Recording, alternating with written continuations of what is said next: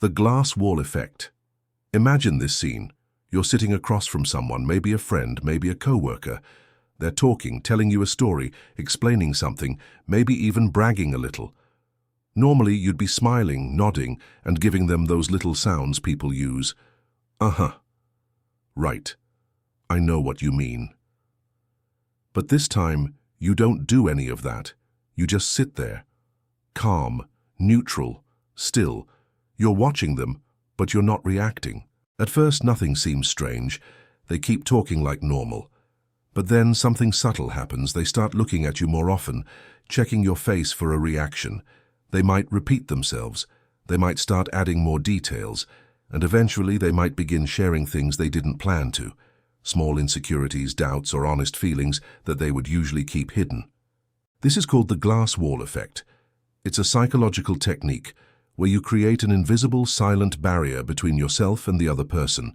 They can see you, they can hear you, but emotionally you've stepped back.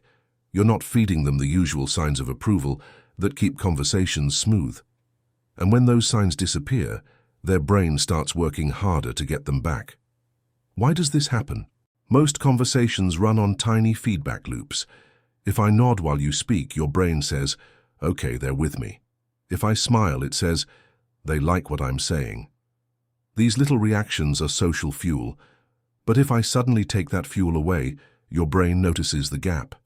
It feels uncomfortable, and people will do almost anything to remove that discomfort, usually by talking more, explaining themselves again, or revealing new information to win your reaction back. Let's look at an everyday example. You're at a cafe with a friend who's just been promoted. They're excited and full of energy. Normally, you'd cheer them on, say, "That's amazing," and maybe ask follow-up questions. But this time, you just listen. You keep your face relaxed, your body language neutral. You're present, but you're not encouraging them with nods or smiles. After a while, they might start asking, "Do you think that's a good thing?" Or "You know what I mean, right?" And if you hold steady, they might even admit, "Honestly, I'm nervous about it." That's something you might never have heard if you'd been reacting with constant enthusiasm. Now imagine this in a business meeting. A heated discussion is going on. People are pitching ideas, debating, trying to convince each other. You're quiet. You're not taking sides. You're not interrupting. You're just listening with a calm, unreadable expression. Over time, people start noticing your silence. They begin directing their comments toward you, hoping to win your approval. Without saying a single word, you've become the center of attention, the person whose opinion everyone is waiting for. One of the hidden powers of the glass wall effect is what it does for you. When you're not focused on responding, you notice things other people miss. You see tiny facial changes, hear subtle shifts in voice tone, and catch quick pauses before someone answers. These micro-signals often reveal what a person is really feeling, even if their words are saying something else. Over time, this makes you an incredibly sharp observer of people's emotions and motives. Another reason this technique works so well is that it feels completely natural to the person experiencing it. They don't realize they're being influenced. All they feel is a small pressure, a need to fill the silence and get your approval back. And because the human brain hates uncertainty, they will work harder and harder to break through your calm, unreadable presence. When you master the glass wall effect, you can change the direction of a conversation without pushing it. You can make people reveal what's beneath the surface without asking direct questions, and you can take control of a room without raising your voice or forcing your opinion. It's quiet power, silent influence. And in a world where most people fight to be the loudest voice, the person who can win with silence will always stand out. The gentle echo picture, meeting someone for the first time. You don't know them, they don't know you. You start talking, but instead of trying to dominate the conversation or impress them with big stories, you do something different, something so subtle that they don't even notice it's happening. You start copying them, not in an obvious, mocking way, but in the tiniest ways possible. If they tilt their head, you tilt yours a little a few seconds later. If they take a sip of water, you take one too. If they lean in slightly, you mirror that movement. This is the gentle echo, and it's one of the most natural yet powerful ways to make people feel instantly connected to you. Humans are wired to seek connection. Our brains are constantly scanning for signals that tell us, this person understands me, or this person is like me. One of the strongest subconscious signals is mirroring. When someone subtly matches our body language, speech rhythm or gestures, our brain reads it as agreement and familiarity, even if we don't consciously notice it. We simply feel comfortable around them. The beauty of the gentle echo is that it works without a single word of persuasion. You don't have to convince someone you're on their side. Their subconscious will convince them for you. This is why, when you use it correctly, people often open up faster, share more personal details, and feel like you just get them in a way others don't. Here's a simple example. You're at a party talking to someone new. As they speak, they cross their legs. A moment later, you do the same. They take a small pause before answering a question. You do the same when it's your turn. They rest their chin on their hand. You follow with a similar gesture a short time later. These small movements start to sync your body rhythms, making the interaction feel naturally smooth. Soon the conversation flows easily, and they may not even realize why they feel so comfortable with you. This technique isn't limited to body language. You can also match tone, pace, and energy. If someone is speaking slowly and calmly, you slow down too. If they're animated and excited, you let your voice carry a little more energy. The goal is not to become a perfect mirror. That would be too obvious and could feel fake, but to subtly match enough of their patterns that their subconscious senses harmony. Now, imagine using this in a professional setting. You're interviewing for a job. The hiring manager leans forward slightly when they speak, pauses to think before answering questions, and keeps their tone steady. You match these subtle cues. You lean forward when answering their questions. You pause before replying, and you keep your voice in the same calm range. Even without realizing it, they feel a stronger connection to you than they might to another candidate. They walk away from the meeting feeling like you just clicked, and that gut feeling could be the reason you get the offer. One of the reasons the gentle echo is so effective is that it's invisible. People rarely notice they're being mirrored. Instead, they simply feel understood. And when someone feels understood, they relax their guard. They stop trying to present only the polished version of themselves and begin to speak more honestly. That's when the real, meaningful connection begins. This technique also creates a subtle shift in influence. When people feel you're aligned with them, they become more open to your ideas, more likely to agree with your suggestions, and more willing to trust your judgment. You move from being someone they just met to someone who gets me, and that's a powerful place to be. The gentle echo isn't about manipulation. It works best when used with genuine interest in the other person. If you actually listen to them, care about their perspective, and respect what they say, your mirroring will come across as natural and warm. People can sense when someone is faking connection, so sincerity is key. When mastered, the gentle echo can break down barriers faster than almost any other social skill. It's the art of saying, without words, we're on the same wavelength. And once someone feels that, they're far more likely to trust you, open up to you, and remember you long after the conversation is over. Eye color recall. Eye color recall is one of those techniques that sounds almost too simple to matter until you try it. The idea is to make a conscious effort to notice and remember the exact color of the other person's eyes during a conversation. At first, it might seem like just a memory exercise, but the real magic is in what happens to the way you look at them when you do this. Most people don't truly look at each other in conversation. Eye contact tends to be quick and light. A second or two, then the eyes dart away. It's polite, it's comfortable, but it doesn't create much depth. When you deliberately notice someone's eye color, you naturally hold your gaze for longer, and that extra attention changes the energy between you. You're no longer just glancing at them, you're studying them in a calm, focused way. The person you're talking to feels this difference immediately, even if they can't explain it. Humans are wired to respond to attention, especially when it feels personal. A steady, warm gaze, not a hard stare, but one that lingers just a moment longer than expected, triggers a subtle sense of connection. It makes the other person feel like you are genuinely interested in them, like you are truly seeing them, not just hearing the words coming out of their mouth. Let's say you're at a networking event, meeting someone new. While they introduce themselves, you notice their eyes are a deep forest green with a faint ring of gold near the center. You commit that to memory. In doing so, your gaze becomes naturally more anchored and steady. You don't break contact as quickly, and when you do look away, you return to their eyes with the same calm focus. That presence makes them feel special. It's subtle, but they may find themselves sharing more openly, moving from polite small talk into real conversation without even realizing why. This can be especially powerful in moments where trust or influence is important. Imagine you're in a business meeting, negotiating terms with a client.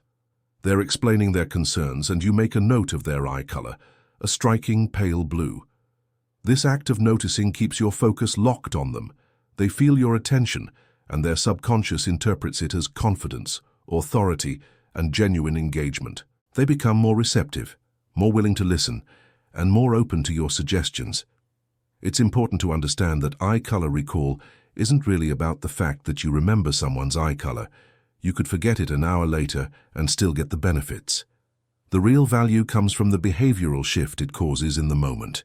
By paying closer attention, you hold yourself in a position of presence. You project calm confidence, and people respond to that, often by trusting you more and revealing more about themselves. Over time, practicing this technique trains you to be more observant in all aspects of communication. You'll start to notice the micro-expressions people make when they're nervous, the way their tone changes when they talk about something emotional, or the slight delay before they answer a difficult question. These details can tell you far more than the words themselves. In social situations, this skill can make people feel an unusual closeness with you in a short amount of time. They may walk away feeling like the interaction was different, more genuine, more memorable, even if you didn't say anything extraordinary. In professional settings, it can help you command quiet authority, because you come across as someone who is fully engaged and unshakably confident. Eye color recall proves that the smallest actions can create the biggest shifts in how people feel about you. By taking just a few seconds to truly see someone, you set yourself apart from the way most people interact. And once you've felt the difference this creates, you'll start using it without even thinking. False sense of urgency. False sense of urgency is a subtle technique that quietly pushes people to act quickly without you ever raising your voice or sounding rushed. Unlike traditional urgency, where you might shout, "Hurry," or "We don't have much time," this method works by combining calm delivery with words that imply time pressure. It's the contradiction, calm tone, urgent message that creates the psychological effect. Human beings expect urgency to feel tense. If someone is in a rush, they usually speak faster, move quicker, or show visible signs of stress. When they hear urgent words but don't see the matching emotional signals, it creates a small mental conflict. Their subconscious doesn't know how to categorize it, and that unsettled feeling often makes them respond faster than they would to an obvious, loud demand. For example, imagine you're at work, and a colleague comes up to you speaking softly and evenly. They say, "You might want to check your email right now. It could be very important." There's no panic in their voice, no rushing, just a calm statement. But the words "right now" and "very important" create urgency in your mind. You're likely to stop what you're doing and check immediately, even though the tone didn't match the message. This works because of how our brains process mixed signals. We instinctively look for patterns and matching cues. If the words say urgent, but the tone says calm, the mismatch captures attention more effectively than if both matched. Our subconscious feels a slight discomfort, a need to resolve the contradiction, and the easiest way to resolve it is to act right away. Consider another example in a sales setting. Instead of saying loudly, "This offer ends tonight, so you need to buy now," you could lean in slightly and say in a calm, measured voice, "You might want to make a decision soon. Opportunities like this don't stay around for long." The listener hears the urgency in the words, but feels the confidence in your tone. This combination often triggers a stronger response than an aggressive pitch because it suggests certainty without desperation. One of the strengths of the false sense of urgency is that it feels natural and unforced. The other person doesn't feel pressured in the obvious way, so they don't put up the usual mental defenses against being sold to or pushed. Instead, they feel like they're acting on their own decision, even though you've quietly nudged them in that direction. This technique also works in everyday situations. You could say to a friend in a casual, steady tone, "If you're thinking about talking to them, now might be the best time." You're not telling them what to do, you're just suggesting it. But your phrasing and timing plant the idea that waiting would be a mistake. The key to making this work is balance. If you sound too relaxed, there's no urgency at all. If you sound too stressed, it becomes obvious you're pushing. The sweet spot is calm confidence paired with language that implies something important could be lost if action isn't taken soon. Over time, using this technique can also shape how people see you. Speaking about urgent matters in a calm, steady way makes you seem composed under pressure, which builds trust. People naturally respect those who don't lose their cool, but still get things done. False sense of urgency is proof that you don't need to shout or rush to get people moving. Sometimes, the quiet suggestion that time is running out is more powerful than the loudest alarm. Invisible audience. Invisible audience is a technique that can completely change the way a conversation feels, even though the other person has no idea what you're doing. The method is simple. During any interaction, you imagine that there's a group of people, your audience, silently watching everything that happens. They're not participating, but in your mind, they're observing every word, gesture, and facial expression from both sides. This imagined audience changes your behavior in subtle but important ways. When you believe you're being observed, even just in your imagination, you naturally become more composed. Your tone becomes steadier, your posture improves, and you start thinking more carefully about your words. It's almost like you step into a slightly more public version of yourself, one that is measured, calm, and self-aware. The other person may not know why, but they will feel this change in you. People are sensitive to confidence and composure, and when you're projecting both, they often respond with more caution and sincerity.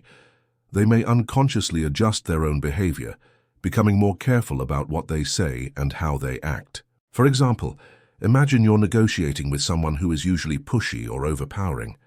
In the past, they've dominated conversations with you, interrupting and steering things their way. This time, you mentally picture a panel of respected colleagues sitting behind you, watching the entire exchange. Suddenly, you find yourself speaking more deliberately and holding your ground more firmly. Without you saying anything about it, the other person senses the shift. They slow down. They choose their words more carefully. They stop trying to steamroll you. This works because humans instinctively change their behavior when they believe they're being watched. We tend to be more polite, more truthful, and more thoughtful under observation. Studies have shown that even something as small as a picture of eyes on a wall can make people act more honestly. When you create that feeling in your own mind, you tap into the same psychological effect. Another way invisible audience can be useful is in personal conversations. Let's say you need to talk to a friend or family member about something difficult. Maybe they've been dismissive in the past. Before the conversation starts, you picture a group of people you respect, mentors, role models, or even fictional characters, silently standing by, listening. You carry this image with you as you speak. The sense of performing for an audience gives you an extra layer of composure and confidence, and it encourages the other person to treat the exchange with more seriousness. One of the strengths of this technique is that it works entirely in your own head. You don't need any special setting. You don't have to tell anyone what you're doing, and the effect is immediate. It's essentially a mental shift that changes your physical presence, and that shift influences the emotional tone of the interaction. Over time, practicing invisible audience can also train you to be more aware of your body language and tone in all situations. You start to notice how you present yourself and how that presentation affects others. This can make you more persuasive, more respected, and more in control during high-pressure moments. The beauty of invisible audience is that it's subtle but powerful. The other person never realizes you're imagining anyone else in the room. All they feel is a quiet sense that the conversation matters more, that they should be careful, honest, and thoughtful. And that's exactly the atmosphere you want when you need influence without confrontation. Infinite mirror silence. Infinite mirror silence is a technique built on the simple but powerful idea of letting silence do the work for you. Most people are uncomfortable with long pauses in conversation, When there's a gap, they rush to fill it, sometimes with extra information, sometimes with emotional truths they hadn't planned to share. This method takes advantage of that natural discomfort, but it does it in a way that feels calm and intentional, not awkward or aggressive. The name comes from the effect you create. It's like holding up a mirror to the other person and giving them all the space they need to keep talking, and then some. You don't interrupt, you don't rush to fill the space, and you don't signal that the silence needs to end. You simply wait. And the longer you wait, the more the other person feels a pull to break the quiet. Here's how it works in practice. You're in a conversation, maybe even asking a question. The other person answers, and when they stop speaking, you just nod once, stay still and keep looking at them. At first, they might hold your gaze, expecting you to respond. But as the silence stretches, they begin to feel like they need to say more. So they add a few extra details. Then they might offer an example. And sometimes in that extra space, they reveal the thing they were holding back, the real reason for their feelings or decisions. The reason this works is deeply rooted in human psychology. Silence in conversation creates tension, and our brains naturally want to resolve that tension. In everyday life, we're used to fast, back-and-forth exchanges. A pause longer than a couple of seconds feels unnatural, so we try to fix it by speaking. Infinite mirror silence flips that habit and makes it work for you. For example, in a job interview, a candidate might give a brief answer to a difficult question. Instead of moving on, you simply wait, watching them with quiet interest. The silence stretches. The candidate, feeling the gap, starts adding more context, perhaps explaining their thought process or revealing details they hadn't planned to share. Those details might tell you more about their abilities and mindset than the original answer ever could. This technique can also work in personal conversations. Suppose a friend is talking about a recent conflict. They share the surface story and then stop. You give no reaction, no quick reassurance, no change of topic. You simply hold space. The pause feels heavier for them than it does for you, and in order to relieve it, they keep going. They may move from describing events to revealing emotions, fears, or regrets. Often, this is where the most honest and vulnerable part of the conversation emerges. The key to using infinite mirror silence effectively is staying comfortable in the quiet. That means keeping your body language open and relaxed, avoiding fidgeting, and not breaking eye contact in a way that signals impatience. If you look uneasy, the silence becomes awkward instead of productive. But if you look calm, the silence feels purposeful. Over time, mastering this technique will make you a far better listener. You'll notice that people often give their most valuable insights, not in their first answer, but in the second or third one. The parts that only come out after they've had to think a little harder to fill the gap. It also teaches patience and helps you avoid the trap of jumping in too quickly, which can cut off important revelations. Infinite mirror silence isn't about manipulation.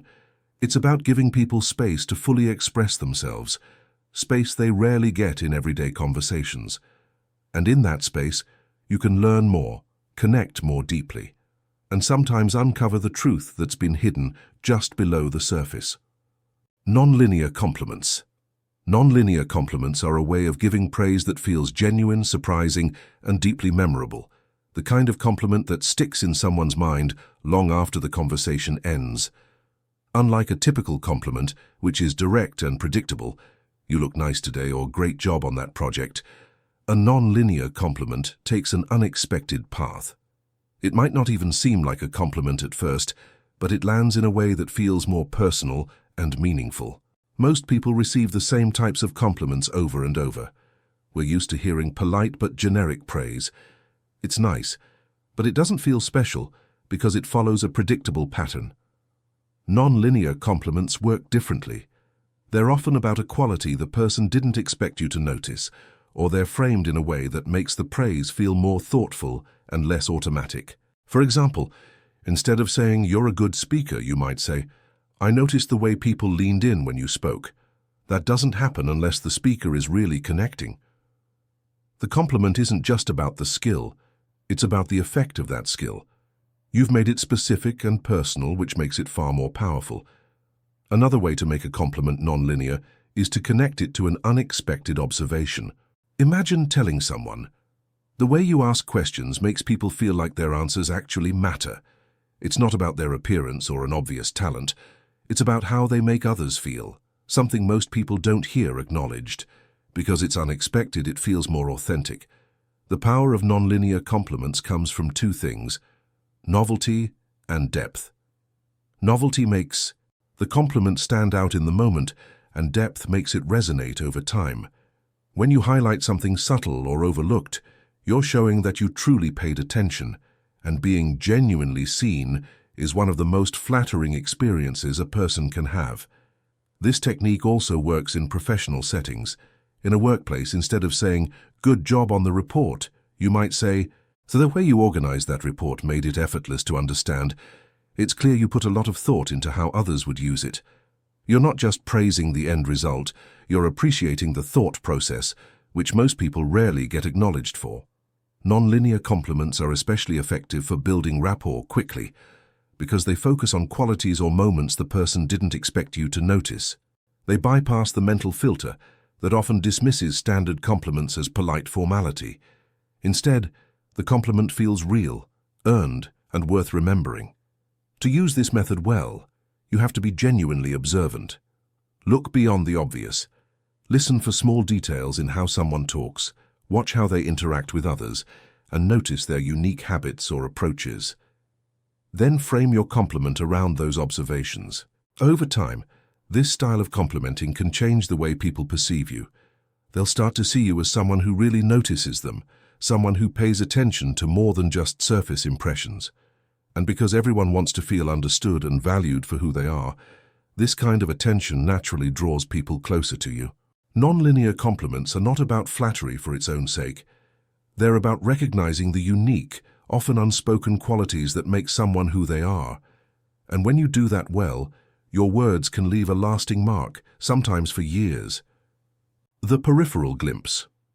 The Peripheral Glimpse is all about using your attention in a way that makes other people feel noticed, without making them feel targeted.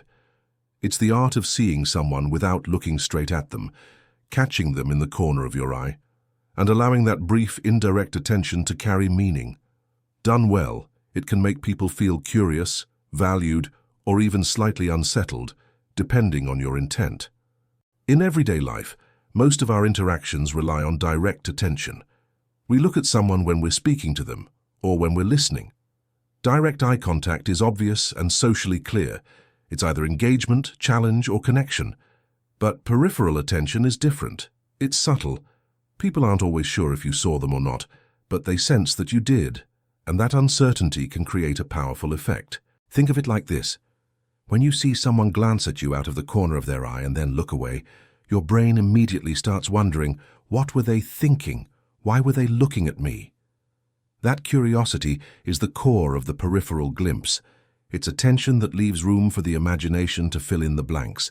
Here's how it can work in a casual setting. You're in a group conversation, but you're not the one speaking at the moment. Someone across from you makes a comment, and you catch their face briefly in your peripheral vision. You don't fully turn to look, you just notice them, then shift your attention back to whatever else you were doing. They might not even be sure you saw them, but a small part of their brain lights up, wondering what that moment meant. It can also work in one-on-one situations. If you're sitting next to someone, and both of you are looking ahead, say at a presentation or a movie, you can allow your gaze to drift for a split second to notice them, then look back forward. It's such a small movement that it's almost invisible, but the human brain is incredibly good at detecting when someone's attention is on us, even briefly. That tiny flash of awareness can build intrigue or connection without a word being spoken. This technique works because our attention is a kind of social currency. Direct attention is like handing someone a coin. It's obvious, immediate, and transactional. Peripheral attention is like dropping that coin quietly into their pocket.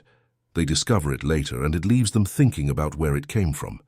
The peripheral glimpse can be especially powerful when you combine it with timing. If someone has just said something personal or revealing, catching them in your peripheral vision a moment later can make them feel like you noticed in a deeper way than you acknowledged aloud.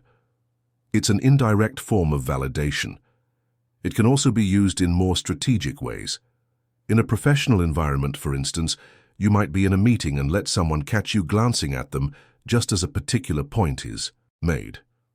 You don't say anything, but they register the attention. Later, that small nonverbal signal may make them more likely to approach you, thinking you have a shared perspective or interest. One thing to keep in mind is subtlety. If your peripheral glance becomes too obvious, it turns into direct attention and loses the mysterious effect. The power lies in the fact that it's uncertain. You want the other person to think, did they just look at me? Or am I imagining that? That ambiguity keeps their mind engaged with you long after the moment passes. Over time, practicing the peripheral glimpse can make you far more aware of how you use your attention. You'll start noticing when people are doing it to you, those small, almost invisible moments when someone's eyes brush over you without settling. And when you're the one using it, you can shape the meaning it carries. Curiosity, respect, reassurance, or even a quiet challenge. The peripheral glimpse is proof that influence doesn't always require grand gestures or constant attention. Sometimes the most powerful signal you can send is the one that's barely there, just enough to be felt, not fully seen. Pattern breaker. Pattern breaker is a technique that disrupts the automatic flow of someone's thoughts or behavior in order to reset their attention. Humans rely heavily on patterns in the way we speak, move, and even think because they make life easier. We can go through conversations, routines, and even whole days without much conscious thought simply because we're following familiar sequences. The pattern breaker works by interrupting those sequences at just the right moment, creating a mental pause that forces the other person to become more present and engaged with you. Think of it like this. When someone is running on autopilot, their responses are often predictable and surface level.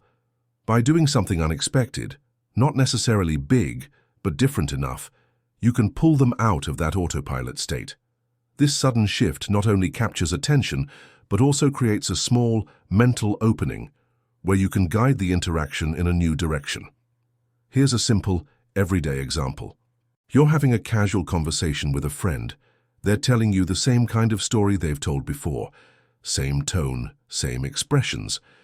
Instead of responding with the usual, "Yeah, I get it," or "That's funny," you pause for a beat and ask an unexpected question like, "What did that moment actually feel like for you?" It's not the type of response they were prepared for, so their brain has to shift gears. Suddenly, the conversation has more depth. Pattern breaking can also happen non-verbally. Imagine you're in a meeting where everyone's speaking in a formal, measured tone. When it's your turn, instead of matching that energy, you deliver your point in a more relaxed conversational style. That sudden change in rhythm can make people pay more attention because it stands out against the background of sameness. Another example is in conflict resolution.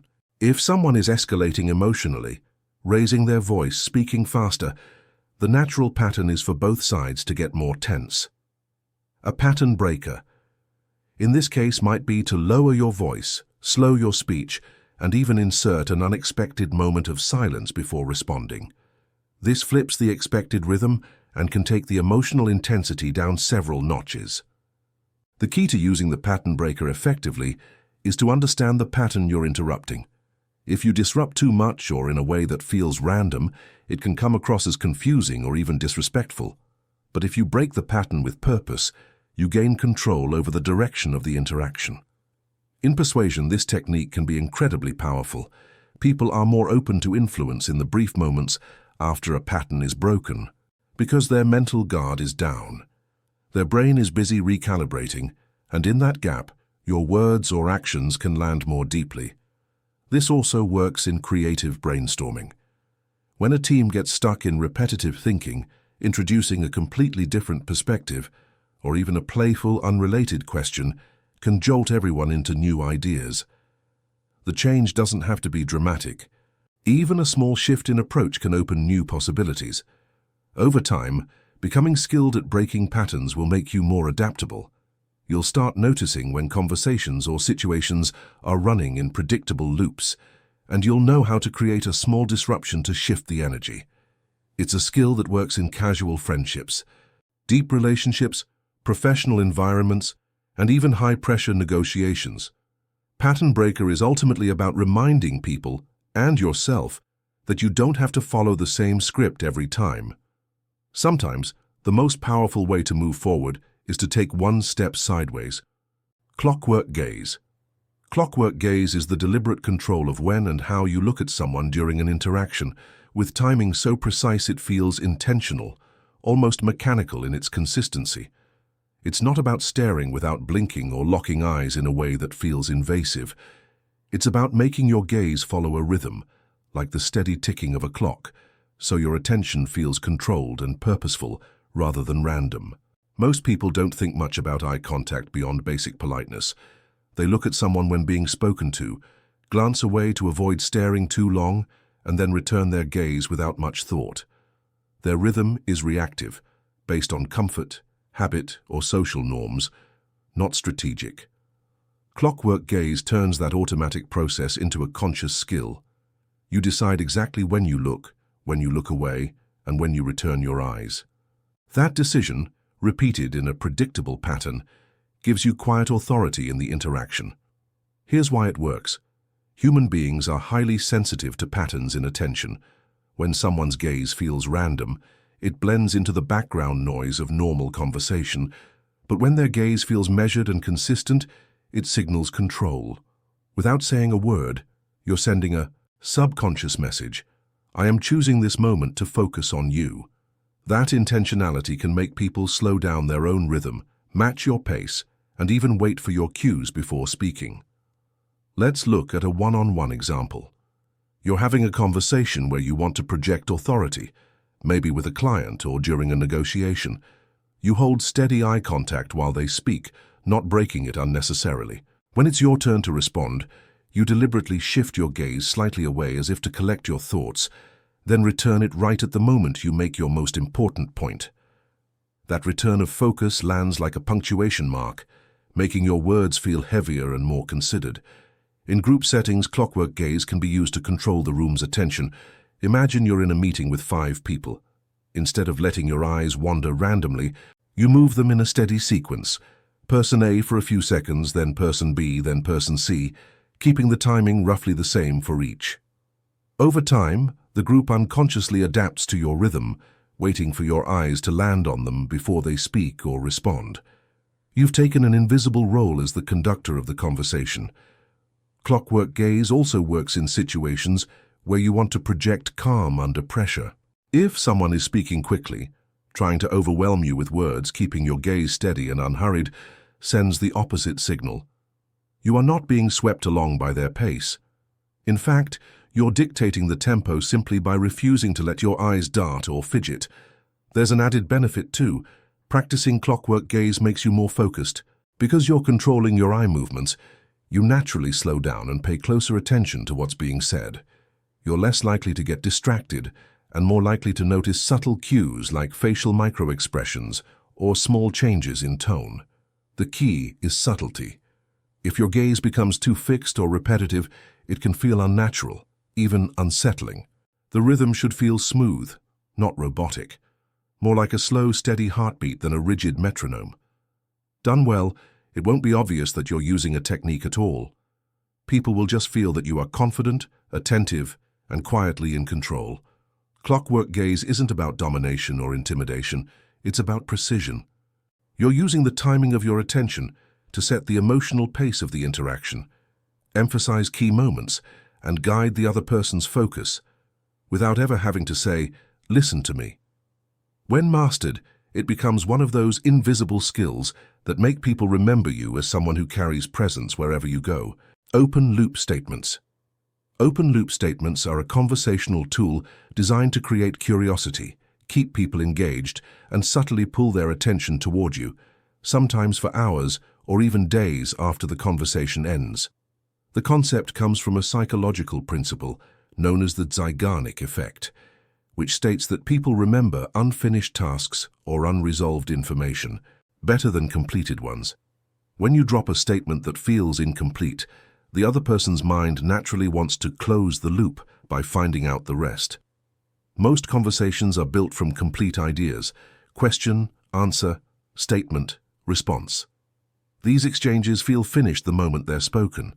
An open-loop statement, on the other hand, leaves part of the thought unresolved. It hints at something important, but withholds just enough detail to make the listener want more. Here's a simple example.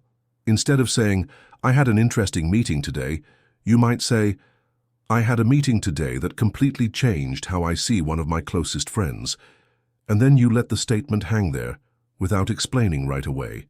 Almost anyone hearing that will feel compelled to ask, "What happened?" You've opened a mental loop in their mind, and now they need closure. The strength of open-loop statements is that they engage people without force. You're not demanding their attention, you're inviting it by sparking natural curiosity. And because the desire for resolution is such a strong mental pull, people often stay more focused on you while they wait for the answer. These statements can also be layered. For example, you could say, "I learned something yesterday that explains why some people succeed without working harder, but it's not what you'd think." Now there are two layers of curiosity. What did you learn? And why is it different from what they'd expect? The more layers you build, without overcomplicating, the stronger the pull to know more.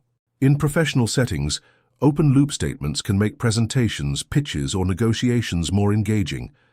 Instead of starting with a list of facts, you might begin with, "There's one detail in our last quarter's numbers that explains why we're losing market share faster than our competitors, and fixing it is going to be uncomfortable." Everyone in the room will want to know what that detail is, and they'll likely pay closer attention to everything that follows. Another way to use this technique is in storytelling. You can open multiple loops at the beginning of a story and then close them one by one, keeping people hooked until the very end. For example, you might start with, "Yesterday was the first time I've ever had to run out of a building because of something I said. But before I explain that, let me tell you what led up to it." Now the listener is tracking two open loops, the reason you ran out and the lead up to the moment. The key to making open loop statements work is timing. If you close the loop too soon, the tension disappears before it can do its job. If you wait too long, people might get frustrated or lose interest. Ideally, you keep the loop open just long enough to heighten curiosity without making it feel like a trick. You can also use partial closure. You answer part of the question, which satisfies enough curiosity to keep the conversation comfortable. But you leave another piece unanswered, so they stay engaged. This works especially well in multi-step conversations, interviews, or ongoing relationships, where you can return to the topic later. Over time, mastering this technique will make you a far more compelling communicator. People will lean in when you speak, stay focused longer, and remember your words because their minds were actively trying to fill in the missing pieces. In a world where attention is constantly pulled in 100 directions, creating that pull on demand is an incredibly valuable skill. Open-loop statements aren't about manipulation. They're about making your communication more engaging and memorable. You're giving the other person a mental puzzle they want to solve, and when you finally provide the missing piece, the satisfaction they feel makes your message stick. Deliberate contradiction. Deliberate contradiction is a technique where you intentionally disagree, but in a way that sparks curiosity, re-engages attention, or resets the direction of a conversation. It's not about being argumentative for the sake of conflict, and it's not about shutting people down. Instead, it's about using a controlled, purposeful contradiction to interrupt predictable thinking patterns and make people reconsider their position or lean in to understand yours. Human communication often runs on autopilot. We agree with small talk to keep things smooth, nod politely when someone says something we're not sure about, or let statements pass unchallenged just to avoid slowing down the conversation. That politeness keeps things comfortable, but it also keeps them shallow. Deliberate contradiction disrupts that comfort just enough to make the other person re-engage with the exchange and with you. Here's a simple example in casual conversation. Someone says, "Wow, this weather is perfect." Instead of replying, "Yeah, it's great," you might say, "Actually, I kind of hate it. It feels too still, like something's about to happen." You're not trying to start an argument, you're offering an unexpected perspective. That small contradiction breaks the loop of agreement and forces the other person to think, why would they feel that way? It creates a moment where curiosity replaces autopilot. In deeper or more strategic conversations, deliberate contradiction can open the door to new thinking. Imagine you're in a brainstorming session and someone says, "We just need to market harder." Instead of agreeing or rejecting outright, you say, "I think that might actually make things worse for us." That unexpected pushback gets attention. People will ask why, and now you have an opening to present a fresh angle, maybe about refining the message instead of just increasing volume. The reason this works comes down to the way our brains handle surprise. We're wired to notice and process things that break expectations. A contradiction does exactly that, but only if it's delivered intentionally and with enough thought behind it that it doesn't feel random or hostile. Done well, it shifts the tone from passive exchange to active dialogue. It's important to understand that the delivery of the contradiction matters as much as the content. A calm, steady tone with a hint of curiosity works best. If your contradiction feels aggressive, it will trigger defensiveness rather than engagement. But if it feels thoughtful and genuine, it invites the other person to explore the idea with you rather than resist it. There's also a more subtle application, using mild contradiction to make your agreement more meaningful.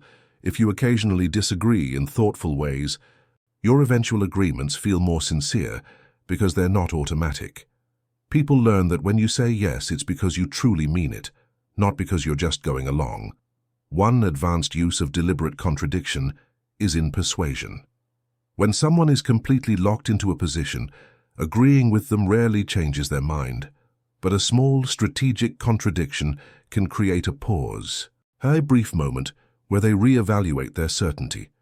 That pause is your window to introduce new information or a different perspective. Over time, practicing this technique will make your conversations more dynamic and your presence more memorable. People won't see you as someone who just nods along. They'll see you as someone who notices things, thinks independently, and adds real value to discussions. Deliberate contradiction is not about winning arguments. It's about shaking the tree just enough to make a few new ideas fall out. Ideas that might never appear if everyone keeps repeating the same comfortable agreements. Spatial control. Spatial control is the art of influencing an interaction, not through words, but through how you position yourself and how you shape the space around you.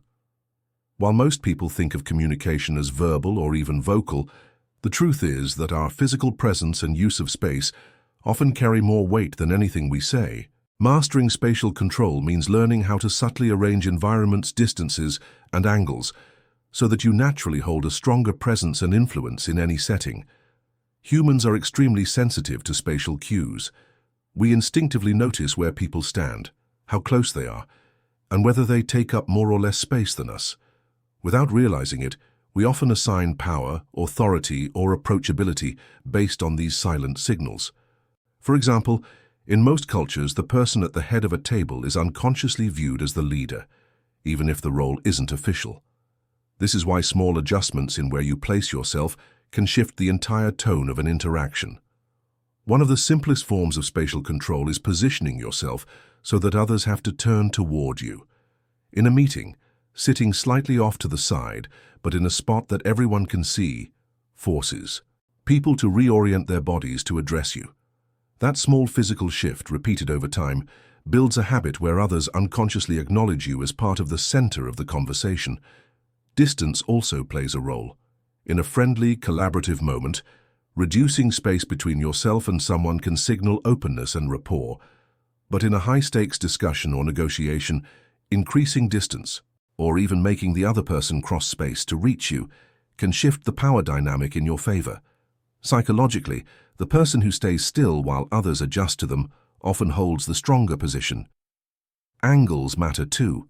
Standing or sitting directly opposite someone creates a confrontational frame, while being slightly off-center creates a cooperative one.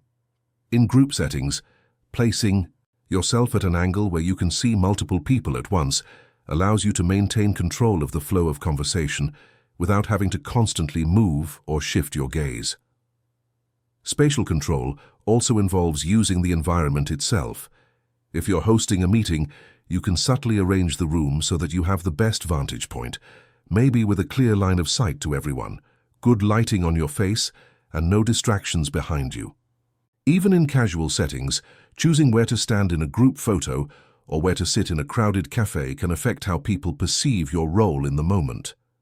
Another advanced use of spatial control is managing entry and exit. Being the person who chooses when to enter a space and how can set the tone for the entire interaction. Arriving from a position where people have to notice you, like walking in from the front of a room, rather than slipping in from the back, creates a stronger initial impression. Similarly, leaving in a way that others have to adjust to your movement subtly reinforces your presence even after you're gone. The key is subtlety. If your movements and positioning feel too calculated, people may become suspicious. But when done naturally, spatial control simply makes you seem more confident, more in command and more influential, without you ever having to assert yourself verbally. Over time, mastering spatial control changes not just how others see you, but how you see yourself. You'll start to feel more comfortable taking up space, more aware of how environments affect interactions, and more capable of guiding the flow of conversations without forcing it. Spatial control proves that influence isn't always about what you say. Sometimes it's about where you stand, how you move, and the quiet authority you project without uttering a single word. The lost word. The lost word is a conversational technique that uses intentional omission to create intrigue, tension, or emphasis. It works by deliberately leaving out a single, often crucial piece of information, a word, a name, a detail, so the listener's mind automatically leans forward to fill in the gap. This is a subtle but powerful way to make people pay closer attention and stay engaged, because our brains are wired to resolve incomplete patterns. When we hear a story, sentence, or explanation, we expect the parts to connect in a predictable way. If one part is missing, especially a key part, it stands out like an empty space in a puzzle. That absence draws our focus far more strongly than if the missing piece had been filled in right away. The lost word takes advantage of this by letting silence or ambiguity do the work for you. Imagine you're telling a story about a dinner you attended. Instead of saying, "I was sitting right next to the CEO," you say, "I was sitting right next to," well, you can probably imagine. Suddenly, the listener has to imagine. They want to know who it was, why you hesitated, and whether you're holding back something important. You've made them an active participant in the conversation by forcing their mind to fill in the blank. This technique also works in more direct statements. Suppose you're speaking in a negotiation and you say, "If we push forward with this plan, the consequences could be," well, I'll let you decide what word fits there. You've planted the seed of an idea without stating it directly. The listener will likely imagine something bigger or more dramatic than you would have said outright, and because the thought came from their mind, it feels more real. The lost word can be paired with tone and body language for even more impact. A slight pause, a change in expression, or a subtle shrug at the moment of omission makes the absence more noticeable and loaded with meaning. The more deliberate the pause feels, the stronger the pull on the listener's attention. In professional settings, this can be a way to steer discussions without sounding controlling. For example, in a team meeting, you might say, "There's one challenge we haven't even addressed yet, and it's the one that could..." Then you trail off, letting people guess. This encourages them to engage actively, ask questions, and contribute ideas, all because they want to fill the missing piece. The lost word can also be used in personal interactions to create emotional impact. If someone asks how you felt about a situation, instead of saying, "I was angry," you might say, let's just say it wasn't my calmest moment."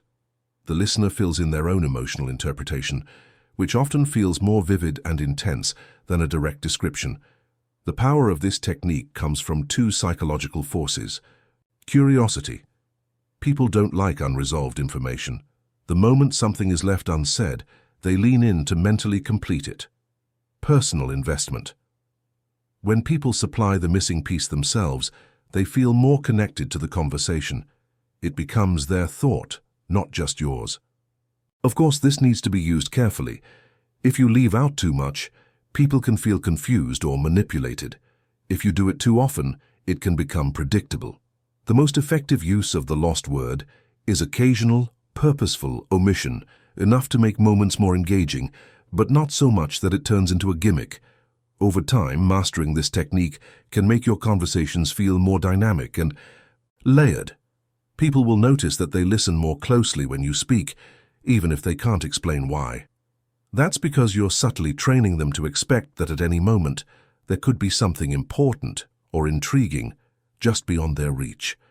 The lost word proves that sometimes the most powerful thing you can say is the thing you don't say at all. Unfinished movement. Unfinished movement is a non-verbal communication technique where you start an action but intentionally stop before completing it. The interruption catches attention instantly because our brains are trained to recognize patterns, and when a pattern stops midway, it triggers a micro-jolt of alertness. In that brief moment, you create a small but powerful pocket of suspense, making people more aware of you and more curious about what you are going to do. We don't think about it often, but a huge part of human interaction is built on expectations about movement. If you raise a hand, we expect a wave. If you lean forward, we expect you to speak. If you pick up a pen, we expect you to write. When these movements play out normally, they pass under our conscious radar. But when you start one and then stop, even for a second, it's like hitting a pause button in the other person's brain. For example, you might be in a conversation and halfway through reaching for your coffee cup, you pause mid-air as the other person says something unexpected. Your frozen hand becomes a visual underline to the moment, signaling that what they said mattered enough to make you stop. People often interpret that pause as heightened attention or significance, even if you never intended it to be dramatic. Another example, during a meeting you might gesture as if you're about to make a point, hand lifting, mouth opening, but then you stop and let the silence stretch. That half-completed gesture draws the group's focus toward you without you saying a word. When you do finish the movement and speak, you'll have far more attention than if you had just continued without pause. This works because of an ingrained psychological process called completion bias. Our minds want to finish what's been started. We feel a subtle itch when something is left incomplete. With unfinished movement, you create that itch on purpose, holding it just long enough for curiosity to peak before delivering the rest of the action. It's also an effective tool for pacing. In high-energy discussions, people often rush from point to point without fully absorbing what's being said. An unfinished movement slows that pace down. It signals, without words, that there's a shift or something worth paying attention to. Even a small gesture, like starting to stand but then sitting back, can reset the emotional tone in a room. Unfinished movement can be used in both subtle and dramatic ways. Subtle uses might be pausing a hand gesture or holding a pen mid-note to show interest. Dramatic uses could be stopping in the middle of walking towards someone, freezing briefly before you continue, a move that makes people suddenly aware of your presence. One advanced application is combining it with verbal techniques. For example, you begin to point at someone as if to say something, stop halfway, smile slightly, and then change the topic. That unfinished gesture leaves a question mark in the air, and the other person will often think about it long after the moment passes. The key to using unfinished movement effectively is intention and control. If you pause awkwardly or without purpose, it can feel clumsy or distracting. But if your pause is timed just right, 1 or 2 beats before completing the action, it feels deliberate, even if the other person can't explain why. Over time, mastering this technique can make your presence more magnetic. People won't just hear your words, they'll watch you more closely, anticipating your next move. And in communication, that kind of attention is gold. Unfinished movement is proof that you don't always need to speak louder, move more, or do something bigger to get noticed. Sometimes the most compelling thing you can do is start something and not quite finish it. Echoed confirmation is a communication technique where you repeat part of what someone has just said, but in a way that feels deliberate, attentive, and affirming. It's not about mindlessly parroting their words.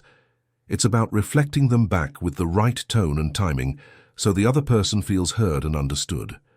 This subtle act has a surprisingly strong psychological effect, because when people hear their own words echoed back, they instinctively register that you were truly paying attention. It's a small gesture that can make someone feel validated, respected, and more willing to continue sharing. The power of echoed confirmation lies in its ability to deepen conversations without adding new information. When you repeat a key word or phrase someone has used, you highlight it as important. For example, if someone says, "I'm really nervous about this presentation," and you respond with "nervous about the presentation," while nodding slightly, you create a natural pause that invites them to elaborate. Often they will follow up with more details or open up emotionally, simply because you showed that you caught and valued their exact choice of words. In professional settings, this technique can be just as effective. During a meeting, if a client says, "We need something fast and reliable," repeating "fast and reliable" not only signals that you heard them, but also creates a mental anchor. Later, when you present your solution, you can use those same words again to reinforce the connection between their needs and your proposal. This makes your response feel more aligned with their priorities because you're using the language they themselves supplied. Tone is crucial when using echoed confirmation. A calm, steady tone can validate feelings without escalating them, while a curious upward inflection can encourage more explanation. Sometimes you can combine repetition with a small paraphrase to add depth. For example, "frustrated" sounds like the delays have been piling up. This shows not only that you heard the words, but also that you understood the context behind them. The key is moderation. If you repeat too often, it can come across as forced or manipulative. If you choose the wrong part of their statement to echo, it can make the conversation feel off track. The most effective use is to pick emotionally significant or strategically important phrases and repeat them with intention. When done naturally, echoed confirmation builds rapport, encourages openness, and helps you subtly guide the direction of the conversation without seeming controlling. Ultimately, this technique works because it taps into a universal human desire to be heard and understood in our own words. Echoed confirmation doesn't just prove you were listening, it makes the other person feel that you were, and that feeling often lingers long after the conversation ends. Randomly shift attention is a conversational and behavioral technique where you intentionally move your focus, whether through your eyes, body language, or a change in topic, to something unexpected during an interaction. This isn't about genuine distraction. It's about creating a small, deliberate break in the other person's mental flow so their brain momentarily resets. Human attention naturally follows points of focus. When you shift your attention suddenly, the other person's attention tends to follow, even if they don't realize why. That quick disruption can change the pace of a conversation, pull someone out of autopilot, or allow you to subtly redirect the topic. One of the simplest ways to use this is through eye movement. For example, you might be speaking with someone and briefly glance to the side as if noticing something in the environment before calmly returning your gaze to them. That tiny moment creates a pause, often making them stop and think about what they're saying. In casual conversation, you might do this by commenting on something in the room or outside the window, even if it's not central to the discussion. The point isn't the subject itself, but the shift in mental direction that wakes up the other person's attention.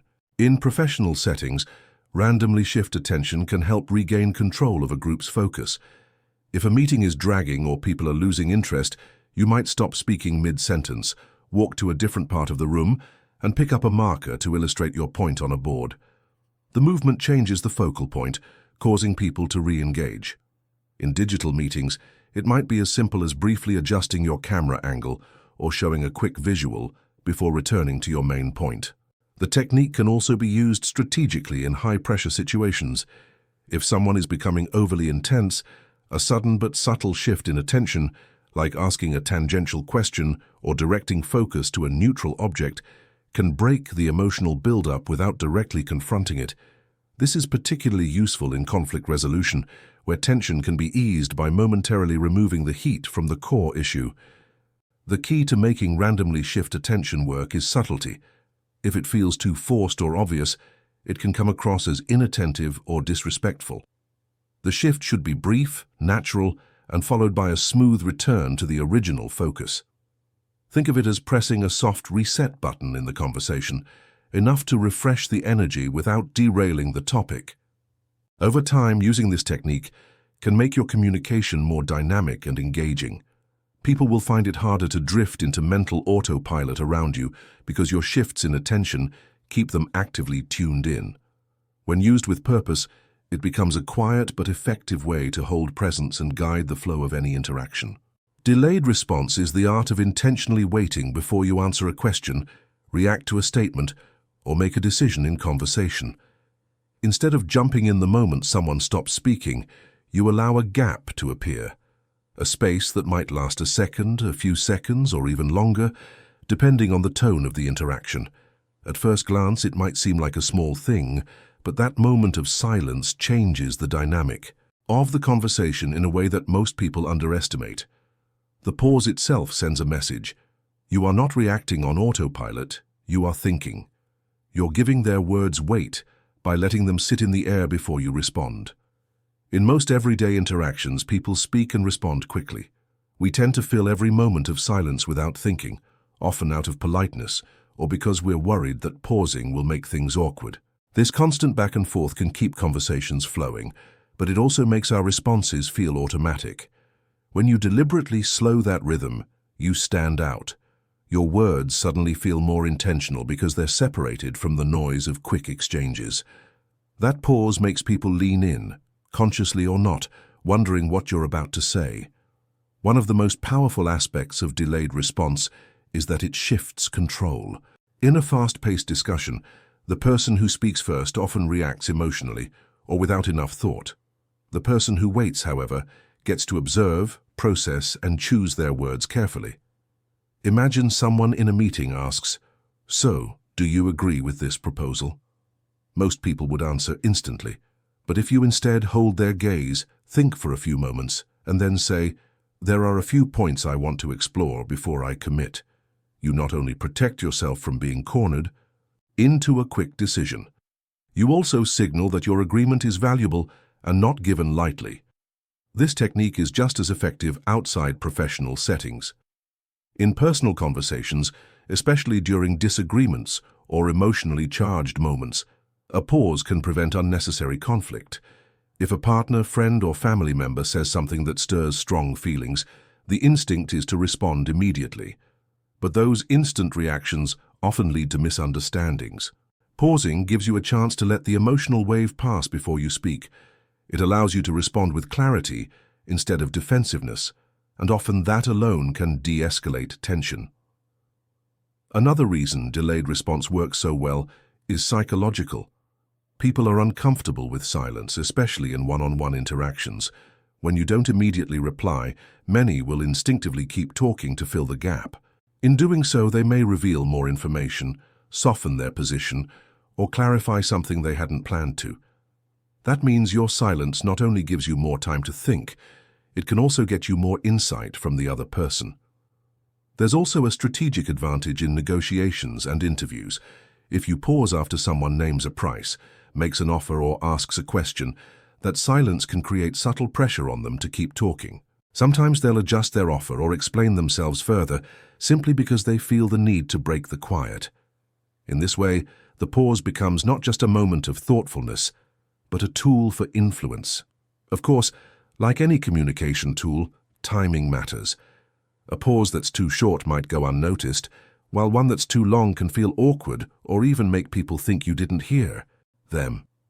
The sweet spot depends on the context. In casual conversation, a couple of seconds is often enough.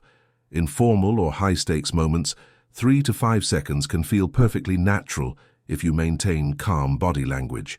What matters is that your pause feels intentional, not like you lost focus. When you start practicing delayed response, you might feel self-conscious. It can feel unnatural at first to leave space where you'd normally fill it, but over time, you'll notice how often those small silences change the mood of the conversation. People begin to give more weight to your words, they listen more closely, and they start to see you as someone who speaks with purpose rather than impulse. Ultimately, delayed response isn't about being slow to speak. It's about being deliberate. It's the quiet confidence of someone who knows their voice matters and who refuses to let the pace of others dictate the quality of their own communication. In a world that rewards speed, the person who can slow down without losing connection often gains the most influence. Misplaced familiarity is a subtle but powerful social technique where you interact with someone as if you already know them well, even if you've just met. It works because it bypasses the cautious, formal stage most people go through when meeting someone new, creating a feeling of connection and comfort faster than usual. Instead of starting with guarded politeness, you act as though you're already in the middle of a comfortable relationship. This unexpected level of familiarity can lower the other person's defenses, make them more open, and establish rapport quickly. Most first interactions are predictable.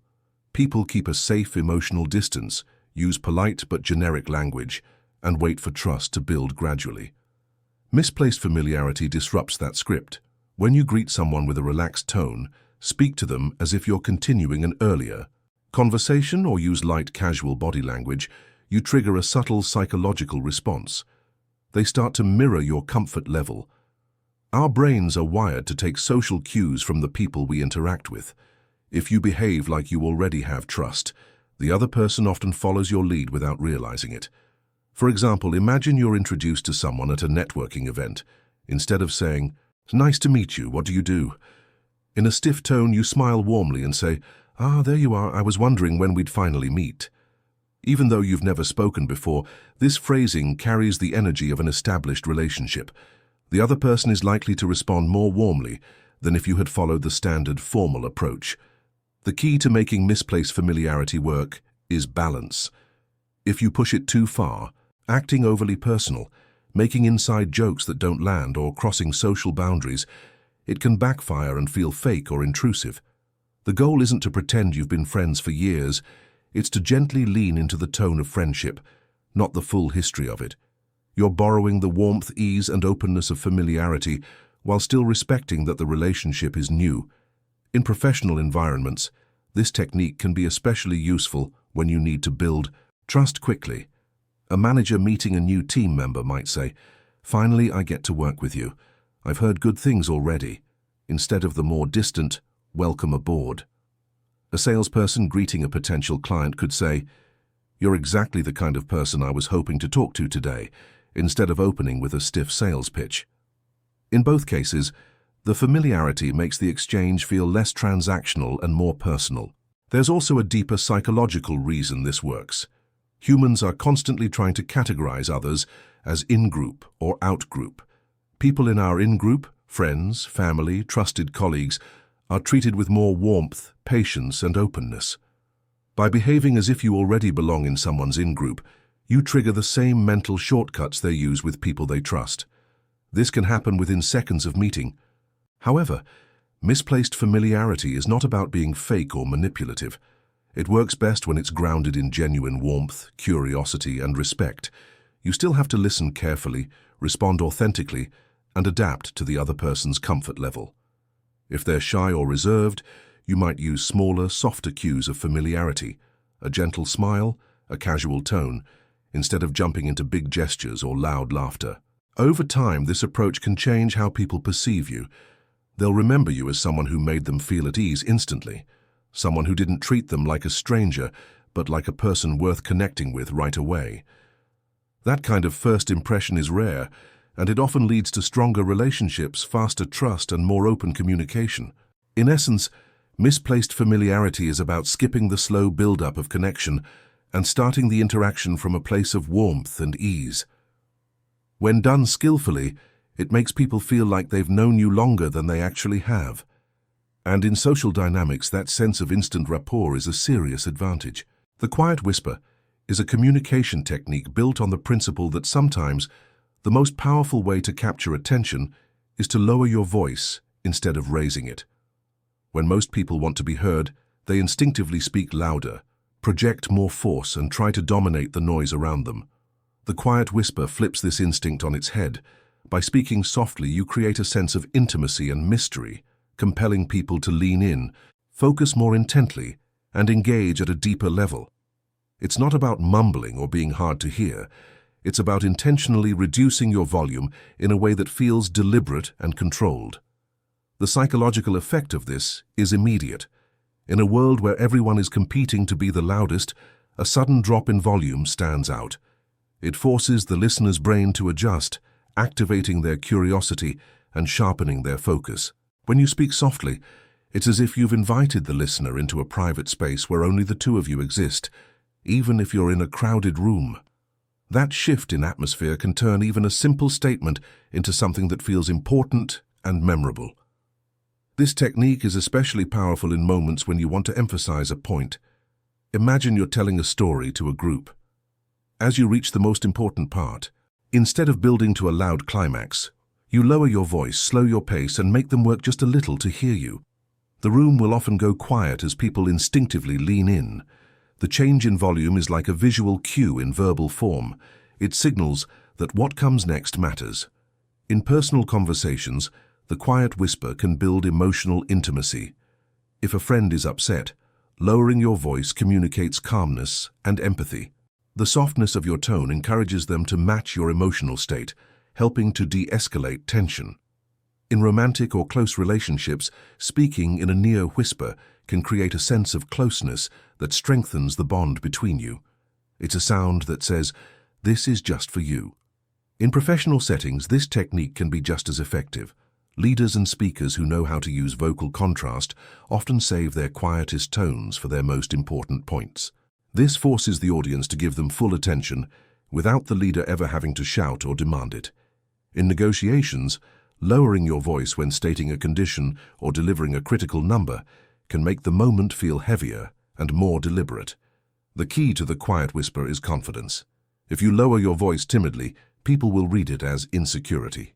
But if you do it with steady eye contact, clear enunciation, and calm pacing, it comes across as a choice rather than a weakness. The softness becomes an instrument you control, one that commands more respect because it's unexpected. There's also a pacing benefit. Speaking quietly naturally slows your delivery, giving your words more space to sink in. The listener has to process each sentence more carefully, which can make your message more memorable. In a fast-moving conversation, this change of pace can be enough to shift the energy in your favor.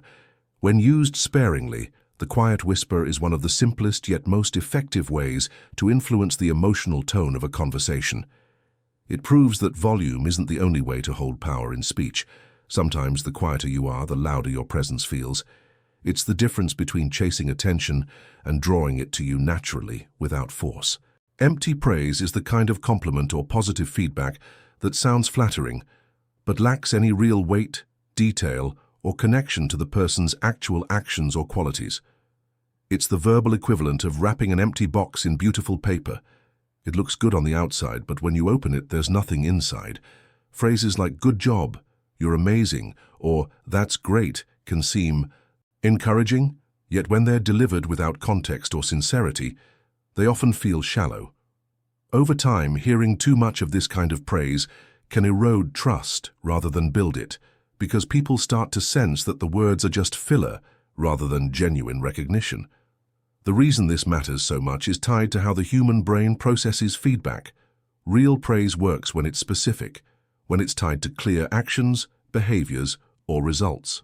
If you tell someone, "The way you handled that client complaint was impressive," their brain immediately connects the compliment to a specific event, and that positive association strengthens the behavior. But with empty praise, there's no anchor. The brain hears the words, feels a brief spark of pleasure, but then quickly dismisses them because they can't be connected to anything concrete. Without that link, the praise fades almost instantly. In everyday social situations, empty praise often slips in without much thought. A friend might say, "You're the best," when you pass them the remote, or "You're a genius," when you help them find a missing item. These comments are friendly and harmless in small doses. They keep the conversation light and positive. But when every compliment you give someone is in this casual, non-specific style, it starts to lose meaning. Eventually, they may begin to wonder if you actually notice or value what they do, or if you're just in the habit of tossing out empty words. In the workplace, the effects of empty praise can be more damaging. Managers often fall into the habit of using quick, generic phrases to boost morale. "Great work," "You're doing awesome," or "Keep it up." At first, employees might appreciate the upbeat tone, but without specifics, they have no clear understanding of what they did well or how to repeat it. Worse, if generic praise is given regardless of performance quality, it can create resentment. The high performers feel their extra effort isn't truly recognized, while others may coast without improving because they believe they're already doing great.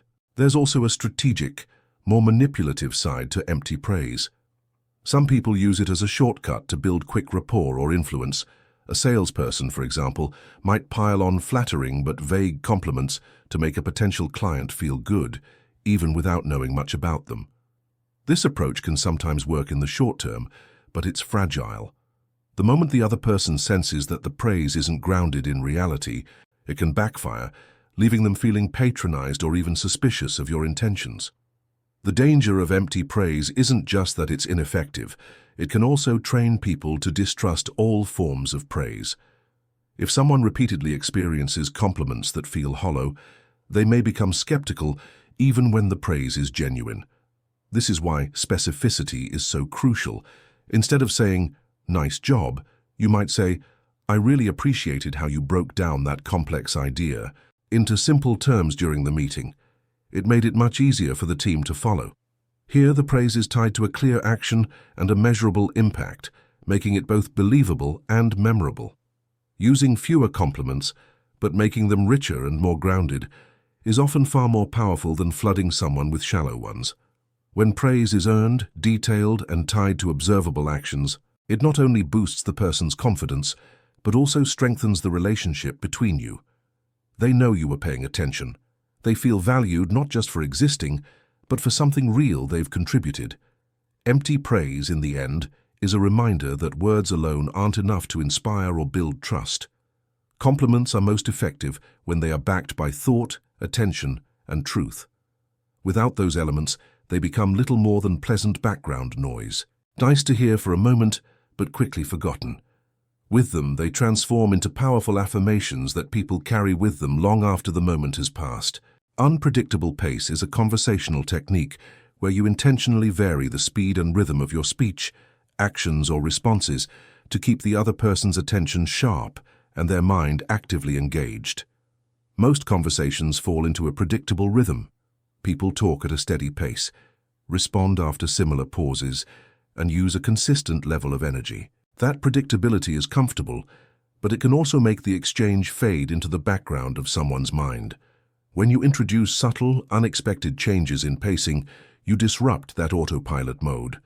The listener's brain wakes up, starts paying closer attention, and begins anticipating what might come next, even if they can't explain why.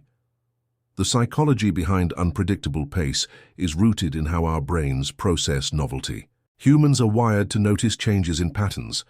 If you've ever been in a lecture where the speaker drones on in a monotone, you've probably found your mind drifting. But if that same speaker suddenly speeds up, slows down, or pauses dramatically, your attention snaps back almost automatically. This is because changes in pacing create a micro-surprise, a moment that forces the brain to reorient itself. Those tiny surprises can be used to guide someone's focus to key moments, emphasize important points, or even control the emotional tone of an interaction. In practical use, unpredictable pace can be incredibly versatile.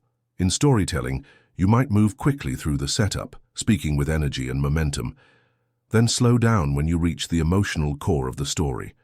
That sudden shift signals to your listener that this part matters. In negotiations, you might answer simple questions quickly, but take your time with more critical ones, letting silence hang just long enough to add weight to your words. Even in casual conversation, a sudden pause before delivering a punchline or key statement can make it land with far greater impact. Outside of verbal communication, this technique applies equally well to physical movement. If you're giving a presentation, you can move around the room at a steady pace, then stop completely and hold still when making a crucial point. The stillness acts as a contrast to the movement that came before, drawing every eye to you. In everyday interactions, even something as simple as changing the pace of your gestures, quick and animated one moment, slow and deliberate the next, can subtly shift the energy in your favor. Unpredictable pace also plays an important role in emotional influence.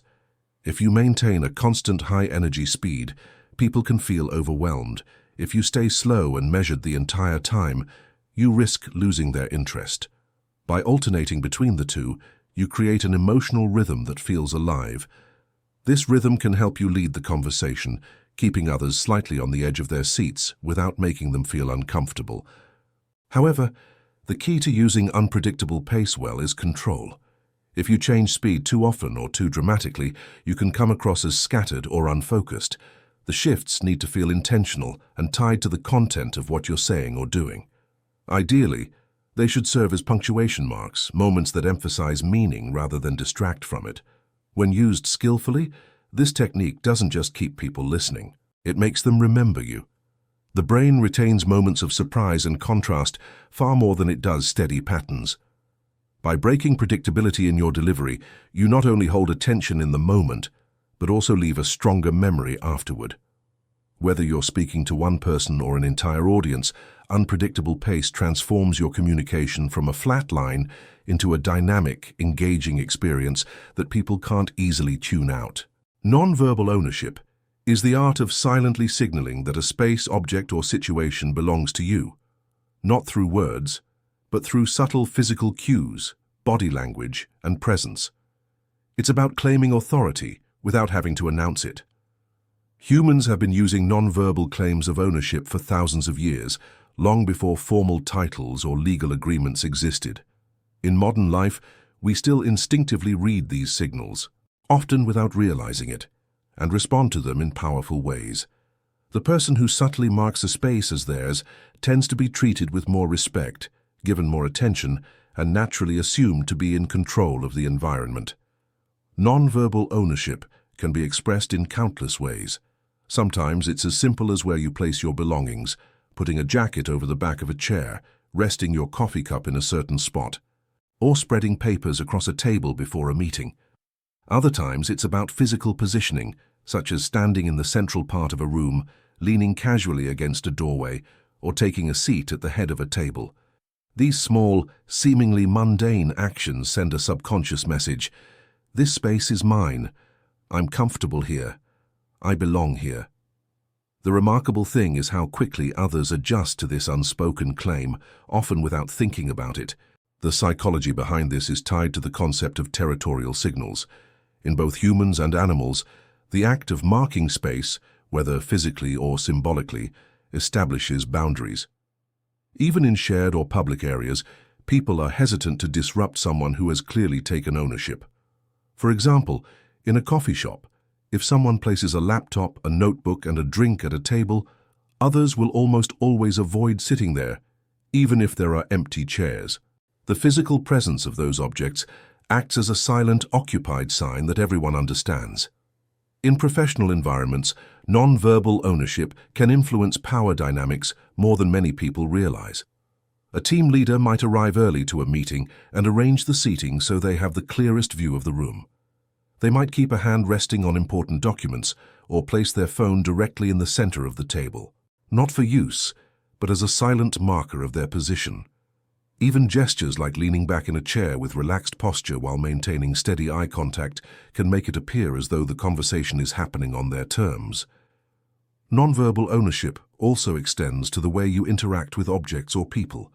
Picking up a pen during a discussion and using it to point as you talk, lightly touching the back of a chair before sitting, or casually adjusting something in the environment can all signal comfort and control. In social situations, a hand resting on a friend's shoulder while you speak, or stepping into someone's personal space without discomfort, can subtly signal that you feel entitled to be there. And others will often accept that as normal if you do it with natural confidence. However, there's an important difference between confident nonverbal ownership and aggressive dominance. If your actions are too forceful, invasive, or dismissive of others' boundaries, they stop feeling like natural claims and start feeling like threats.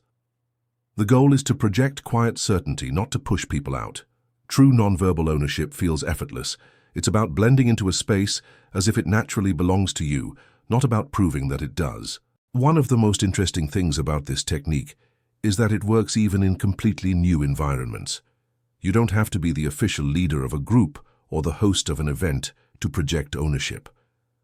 By entering a space, moving with calm assurance, making purposeful contact with objects, and settling into a position that feels natural, you can shift how others perceive your role instantly. Over time, practicing nonverbal ownership changes the way you carry yourself everywhere. Everywhere you go, you become more aware of your surroundings, more deliberate about how you interact with spaces, and more capable of influencing the social atmosphere without saying a word.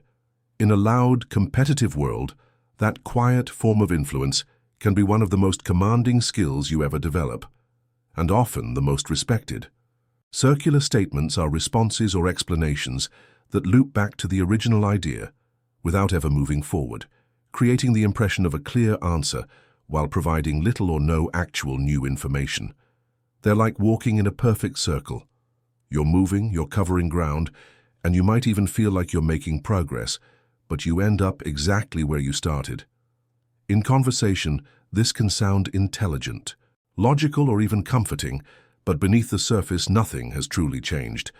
The beauty of this technique, and sometimes the danger of it, is that the listener often doesn't realize in the moment that no real detail has been given. A classic example is when someone asks, "Why is this project taking so long?" And the reply is, "It's taking so long because it isn't finished yet." Grammatically, it's a complete sentence. Structurally, it feels like an explanation. But in reality, the question has been bounced back in a closed loop. The person hearing it might pause, expecting more, and sometimes even nod in agreement before realizing that the statement was just a verbal echo. The brain hears familiar patterns, question, reasoning, resolution, and mistakes that structure for substance. The psychological foundation of circular statements lies in the way our brains process language. Humans are highly sensitive to patterns in speech, and we are naturally inclined to assume that a well-formed sentence carries meaning. When someone delivers a statement with confident pacing, deliberate tone, and logical-sounding phrasing, our minds can momentarily bypass the process of critically evaluating the content. This is why, in debates, politics, and interviews, someone can sound persuasive while actually saying very little. The form of their response feels satisfying, even if the content is hollow. Circular statements can be used intentionally in high-pressure situations where giving a direct answer might be risky, premature, or revealing. A politician might be asked, "Do you support this new policy?" and respond with, "This is a policy worth supporting because it's important to support policies that help people." It's a neatly packaged sentence, and it creates the illusion of agreement and clarity. But if you examine it closely, it commits to nothing concrete. It's a strategic form of verbal misdirection. The listener feels like they've been answered, but the speaker has kept all options open. In everyday conversations, circular statements can help diffuse tension or buy time. If someone is pressing you for an answer you're not ready to give, a well-timed circular reply can satisfy their immediate demand for a response while allowing you to think. For instance, if a friend asks, "So, are you going to take the job?" you might say, "That's a big decision, and I'm still deciding because it's important to make big decisions carefully." You've spoken, you've acknowledged the question, but you haven't actually revealed your stance. There's also a softer, more humorous side to circular statements. In casual banter, deliberately looping back on yourself can be playful and light-hearted. Saying things like, "I'm tired because I'm sleepy," or "It's complicated because it's not simple," is a way of poking fun at overcomplicated explanations, or drawing attention to the silliness of certain conversational habits. When used with mutual awareness, it becomes more of a joke than a genuine attempt at redirection. The risk with circular statements is overuse. If you rely on them too heavily, people may start to notice that your words rarely contain specifics. This can create frustration, erode trust, and damage your credibility, especially in professional or leadership roles where clarity is valued. The key to using them effectively is moderation and precision. They work best as occasional tools for controlling the flow of conversation, shifting focus or creating a pause without closing off the dialogue entirely. Ultimately, circular statements are about managing perception rather than transferring concrete facts. They can give you breathing room, soften confrontation, or maintain flexibility in a discussion. They remind us that language isn't only about information, it's also about rhythm, tone, and the dance of interaction. And sometimes the most interesting thing in a conversation isn't what's being said, but what's being skillfully left unsaid while still making the other person feel like they've heard an answer. The phantom agreement is a conversational technique where you make it seem as though everyone is in agreement, even when no explicit agreement has actually been reached. It's the art of implying consensus without ever confirming it directly, using subtle language, tone, and timing to create a shared sense of understanding. This tactic is powerful because humans are naturally inclined to follow social cues. When a conversation feels like it's leaning toward unity, most people will go along with that momentum rather than disrupt it. The phantom agreement leverages that tendency to make people feel as though they've agreed to something without realizing they've been guided there. The simplest form of the phantom agreement comes from using inclusive language. Phrases like, "We're on the same page here." "Exactly. That's what we're all thinking." "All right, we all see it that way" sound harmless, but carry an assumption that everyone has already agreed. When you hear these statements, your brain tends to nod along before you've even consciously evaluated whether you do agree.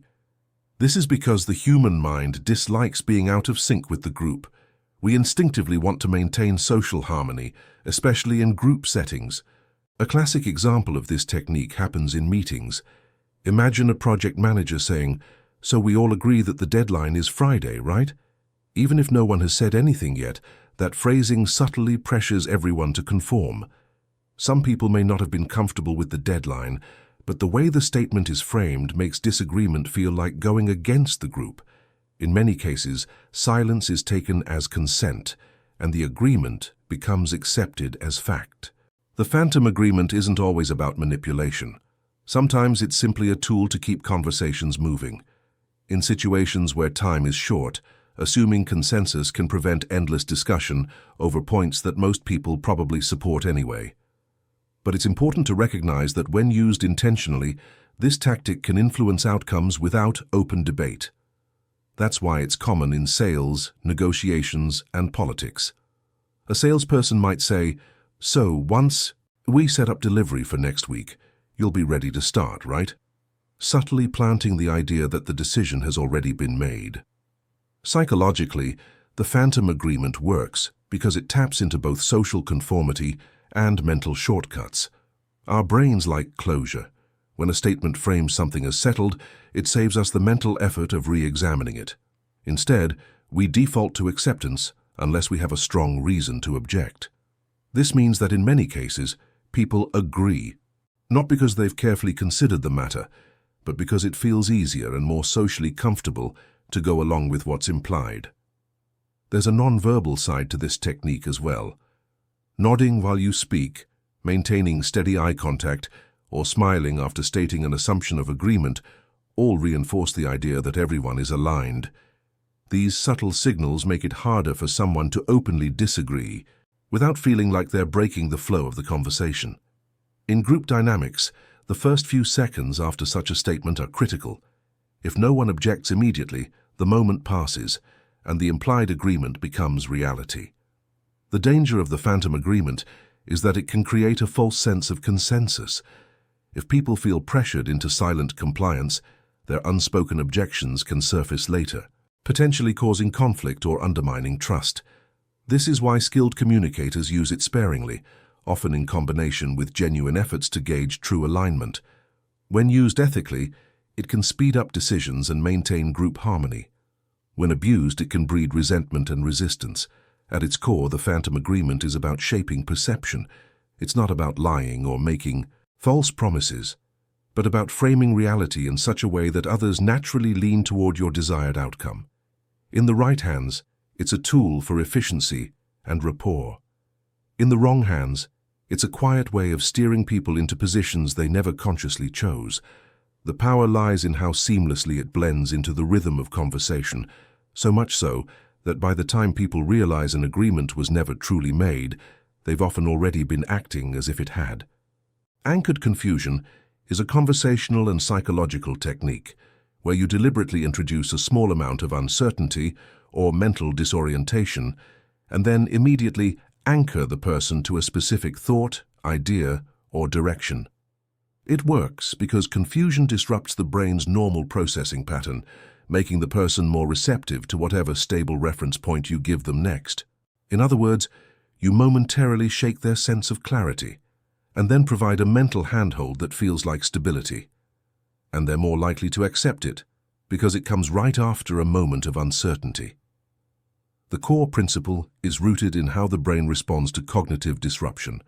When we're confused, our mind instinctively seeks something solid to grab onto, an explanation, a direction, or a decision. This is why sudden changes in conversation, unexpected questions, or contradictory statements can momentarily cause someone to stop and think. In that brief pause, their critical filters are slightly lowered, making the next thing they hear feel more convincing or more important than it might otherwise seem. A simple example could be in sales. A person might hear, "Now, if we add the premium feature, it's going to cost less than the standard plan over time." The statement initially seems counterintuitive, premium costing less, which triggers a mental pause. Then the salesperson follows immediately with, "That's because the premium plan already includes everything you'd eventually need to pay extra for." That second statement becomes the anchor the mind grabs onto to resolve the confusion. Even if the person was skeptical before, the clarity after the confusion can make the explanation feel more persuasive. Anchored confusion can also appear in everyday interactions. Imagine meeting someone new and saying, "You know, you look exactly like the person I was just thinking about, but they live in another country." That creates a momentary mental scramble as they try to process the odd connection. And in that pause, you can easily steer the conversation where you want it to go. It's a subtle way of redirecting focus without resistance, because the brain is too busy trying to resolve the initial oddity. Nonverbal elements can amplify anchored confusion. Changing your tone suddenly, pausing at unexpected times, or shifting your body language mid-sentence can momentarily throw someone off balance. When paired with a clear, confident statement immediately after, the listener will often attach extra credibility to that statement simply because it feels like the answer to their mental disruption. The technique works best when the confusion is small and brief. If you make the disruption too strong or too long, the other person might feel frustrated, defensive, or disengaged. The goal is not to leave them lost. It's to create just enough uncertainty to make your anchor feel like the natural, comforting resolution. Skilled communicators often use this in negotiations, debates, or persuasive speeches to guide thinking without triggering obvious resistance. Ethically, anchored confusion can be used to help people see things from a new perspective or break out of rigid thinking patterns. For example, in coaching or teaching, a mentor might present a paradox or an unexpected comparison to open the student's mind, and then immediately tie that new openness to a key lesson. Unethical use, however, can veer into manipulation, using confusion to push someone toward decisions they wouldn't otherwise make.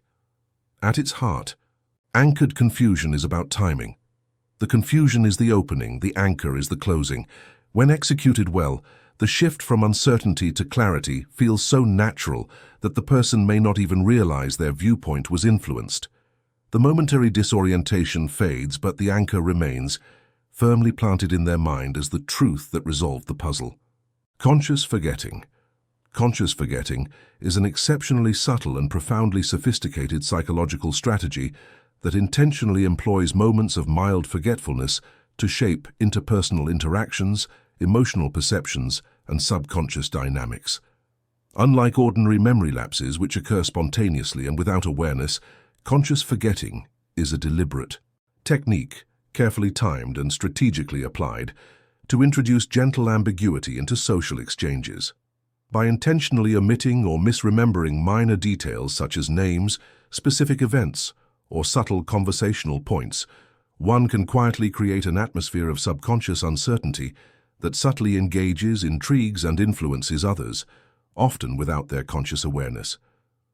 While at first glance these acts may appear trivial, inconsequential, or even accidental, they possess remarkable psychological potency, shaping interpersonal relationships, emotional responsiveness, and subconscious perceptions in ways far more nuanced and influential than overt persuasion or explicit attention. The extraordinary psychological power of deliberate forgetfulness arises from the deep-seated human need for emotional validation, interpersonal recognition, and subconscious affirmation. When individuals encounter someone who recalls minute personal details, their subconscious mind registers this as a sign of attention, care, and relational significance, producing feelings of emotional reassurance, recognition, and social security. Conscious forgetting, however, gently disrupts these expectations. When minor information is subtly misremembered or requires repetition, it produces a quiet internal tension, a gentle ambiguity that encourages curiosity, introspection, and heightened emotional engagement.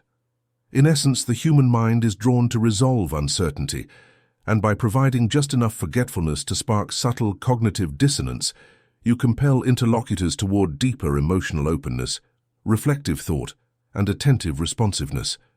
Imagine a casual conversation with a friend or colleague about shared experiences.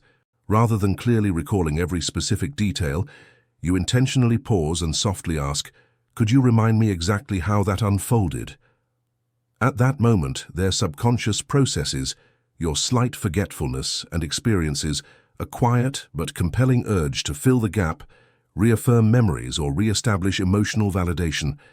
This gentle uncertainty nudges them toward greater interpersonal responsiveness and subconscious connection without triggering conscious awareness of influence or manipulation. Over repeated interactions, such subtle cues can strengthen bonds, enhance emotional intimacy, and cultivate relational depth, all through the understated medium of deliberate cognitive lapses. The elegance of conscious forgetting lies in its quiet ambiguity and indirect influence. Whereas precise recollection communicates certainty, control, and explicit validation, subtle forgetfulness bypasses overt conscious scrutiny and speaks directly to the subconscious mind. People rarely detect manipulation. Instead, they perceive the individual practicing conscious forgetting as more authentic, relatable, and emotionally genuine.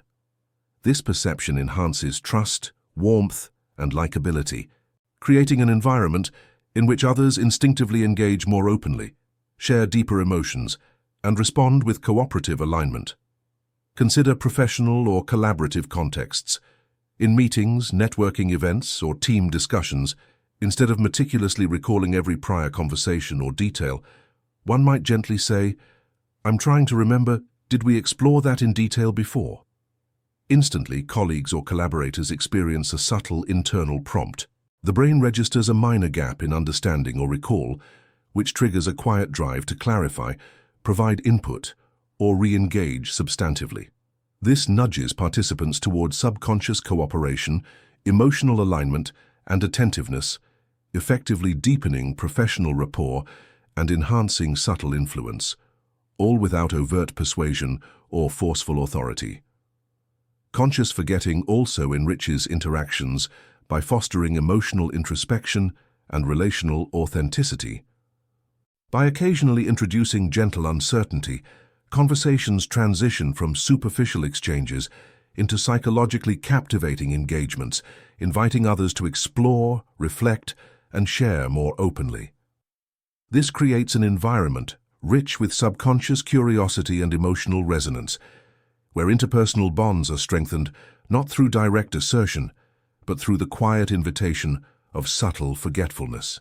Over time, those who master this practice become perceived as emotionally authentic, modest, and psychologically attuned, traits that inspire both admiration and subconscious respect. Beyond interpersonal influence, conscious forgetting functions as a tool for cultivating subtle charisma and psychological presence. By intermittently withholding or misremembering minor details, you create a quiet magnetism, a psychological pull that draws others in without conscious awareness. This influence is distinct from overt charm or persuasion. It operates beneath the threshold of conscious thought, shaping emotional responsiveness and relational dynamics in a profound yet invisible way. The technique harnesses innate human instincts for recognition, validation, and curiosity, converting small acts of forgetfulness into powerful instruments of social influence. Ultimately, conscious forgetting is not merely about manipulation, it is about enhancing human connection, fostering emotional depth, and encouraging authentic interpersonal engagement. When applied with subtlety and ethical awareness, it transforms ordinary interactions into moments of rich psychological engagement, where curiosity, introspection, and relational openness flourish. It empowers individuals to quietly guide emotional currents, nurture trust, and cultivate a presence that is simultaneously warm, relatable, and influential. By intentionally embracing the art of gentle forgetfulness, one can quietly reshape the subconscious dynamics of social interaction, turning ordinary conversations into psychologically profound exchanges filled with emotional resonance, genuine connection, and subtle yet extraordinary influence. Shadow questioning. Shadow questioning is a subtle and sophisticated psychological technique that uses vague, indirect, or reflective questions to gently influence subconscious assumptions, emotional comfort, and interpersonal expectations.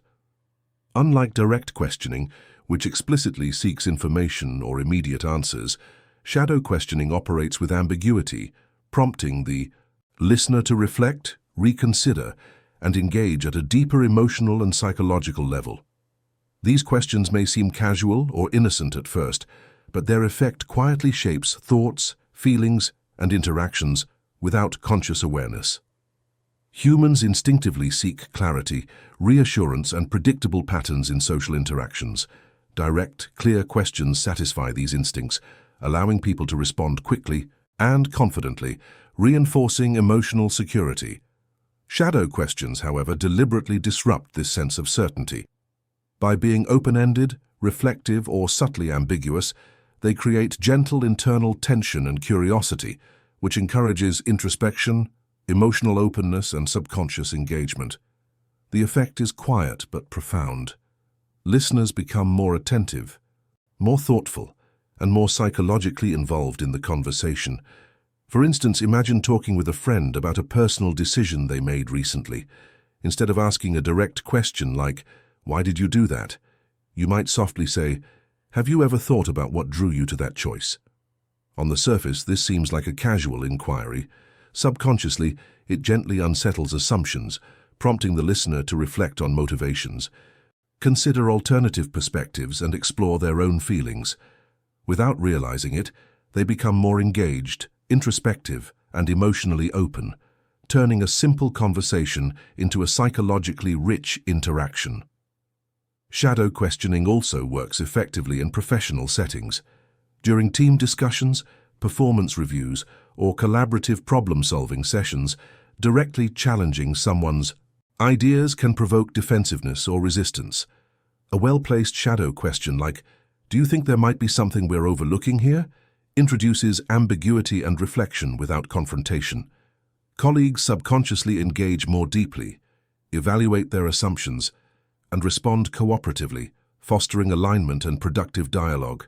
Over time, this approach can strengthen team dynamics, enhance collaboration, and subtly increase your influence as a thoughtful, emotionally intelligent presence.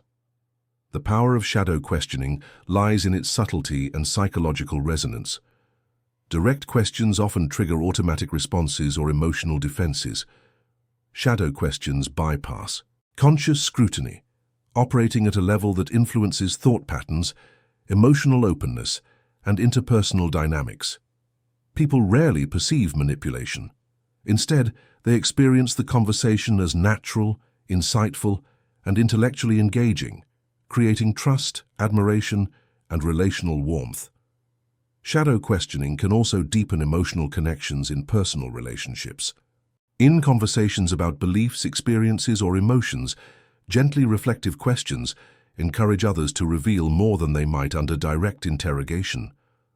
Asking something like, "What do you think you might learn from that experience?" subtly invites reflection and self-exploration. Listeners feel safe, understood, and encouraged to explore complex thoughts and feelings. This strengthens bonds, fosters authenticity, and creates emotionally meaningful interactions. Another advantage of shadow questioning is its ability to enhance perceptions of your emotional intelligence and psychological depth. People instinctively respect and admire those who ask thoughtful, reflective questions that stimulate introspection without overtly judging or directing. Over time, this skill cultivates subtle charisma and interpersonal influence. Those who master shadow questioning appear more attuned, empathetic, and insightful, drawing others toward them without forced persuasion or conscious effort. Beyond influence, shadow questioning transforms ordinary conversations into psychologically rich experiences. Gentle ambiguity and reflective inquiry create moments of curiosity, self-reflection, and emotional resonance. These interactions are memorable not for dramatic gestures or strong opinions, but for the quiet depth, openness, and authenticity they foster. Shadow questioning is a tool not just for influencing others, but for elevating the quality of human connection. In essence, shadow questioning is a method for quietly shaping subconscious dynamics, emotional openness, and interpersonal responsiveness. By skillfully employing ambiguous, reflective, or open-ended questions, ordinary interactions are transformed into psychologically profound exchanges. Listeners become more engaged, introspective, and emotionally connected, while the questioner cultivates trust, respect, and subtle influence. This technique harnesses the natural human drive for understanding and emotional clarity, turning subtle questioning into a powerful tool for connection, insight, and influence. Silent permission. Silent permission is a remarkably subtle psychological technique that relies on quiet gestures, nods, gentle facial expressions, or intentional pauses to convey implicit approval and support. Unlike explicit verbal affirmations, which clearly communicate consent or encouragement, silent permission operates beneath the conscious awareness of those around you. It subtly influences emotional states, interpersonal alignment, and subconscious perceptions, guiding interactions in ways that feel natural and unforced. While these nonverbal cues may seem minor, their psychological impact is profound, quietly shaping the way people feel, think, and respond. Human beings are wired to seek reassurance and social validation during interactions. Direct approval offers clear guidance and security, but it also places the recipient in a position of conscious awareness, sometimes triggering self-consciousness or pressure. Silent permission, in contrast, bypasses these defenses, providing emotional safety without overtly signaling judgment or expectation. A gentle nod, a warm smile, or a patient pause can communicate understanding, validation, or encouragement, all without a single word being spoken. The subtlety allows the recipient to feel both supported and autonomous, increasing receptiveness, engagement, and emotional openness. Consider a social scenario in which a friend seems hesitant to share a personal story or vulnerable thought. Instead of explicitly prompting them, you can employ silent permission. Maintaining eye contact, nodding softly, or simply pausing thoughtfully creates an invisible space of acceptance. Their subconscious interprets these cues as emotional validation and approval, quietly lowering internal defenses. As a result, the individual feels safer to continue, becoming more willing to reveal thoughts or emotions they might otherwise withhold. What might appear as a small gesture on your part has, in effect, encouraged deeper emotional connection and authentic communication. Silent permission is equally powerful in professional environments.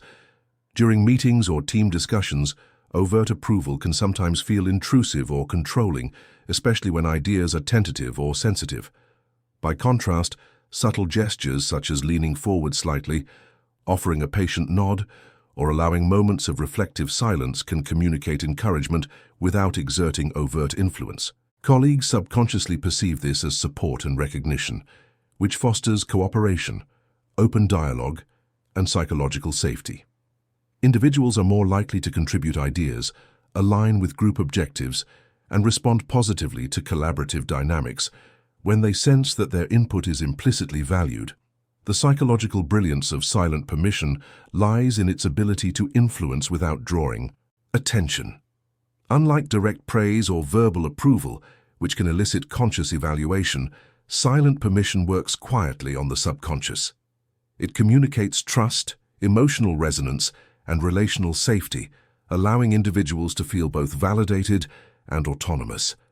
The subtleness of the method prevents defensiveness, increases receptivity, and encourages interpersonal harmony. Those who experience silent permission rarely recognize its intentionality.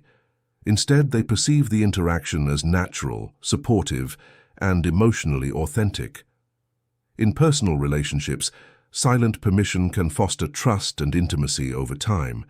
Small gestures such as a gentle touch on the shoulder, a warm glance, or simply sharing a moment of reflective silence can create a sense of shared understanding.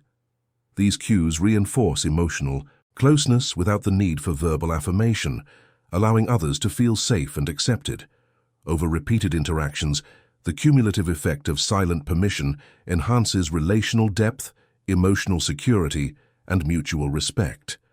People begin to associate your presence with reassurance, patience, and empathetic understanding, strengthening the emotional bonds between you. Silent permission also enhances perceptions of emotional intelligence and psychological awareness.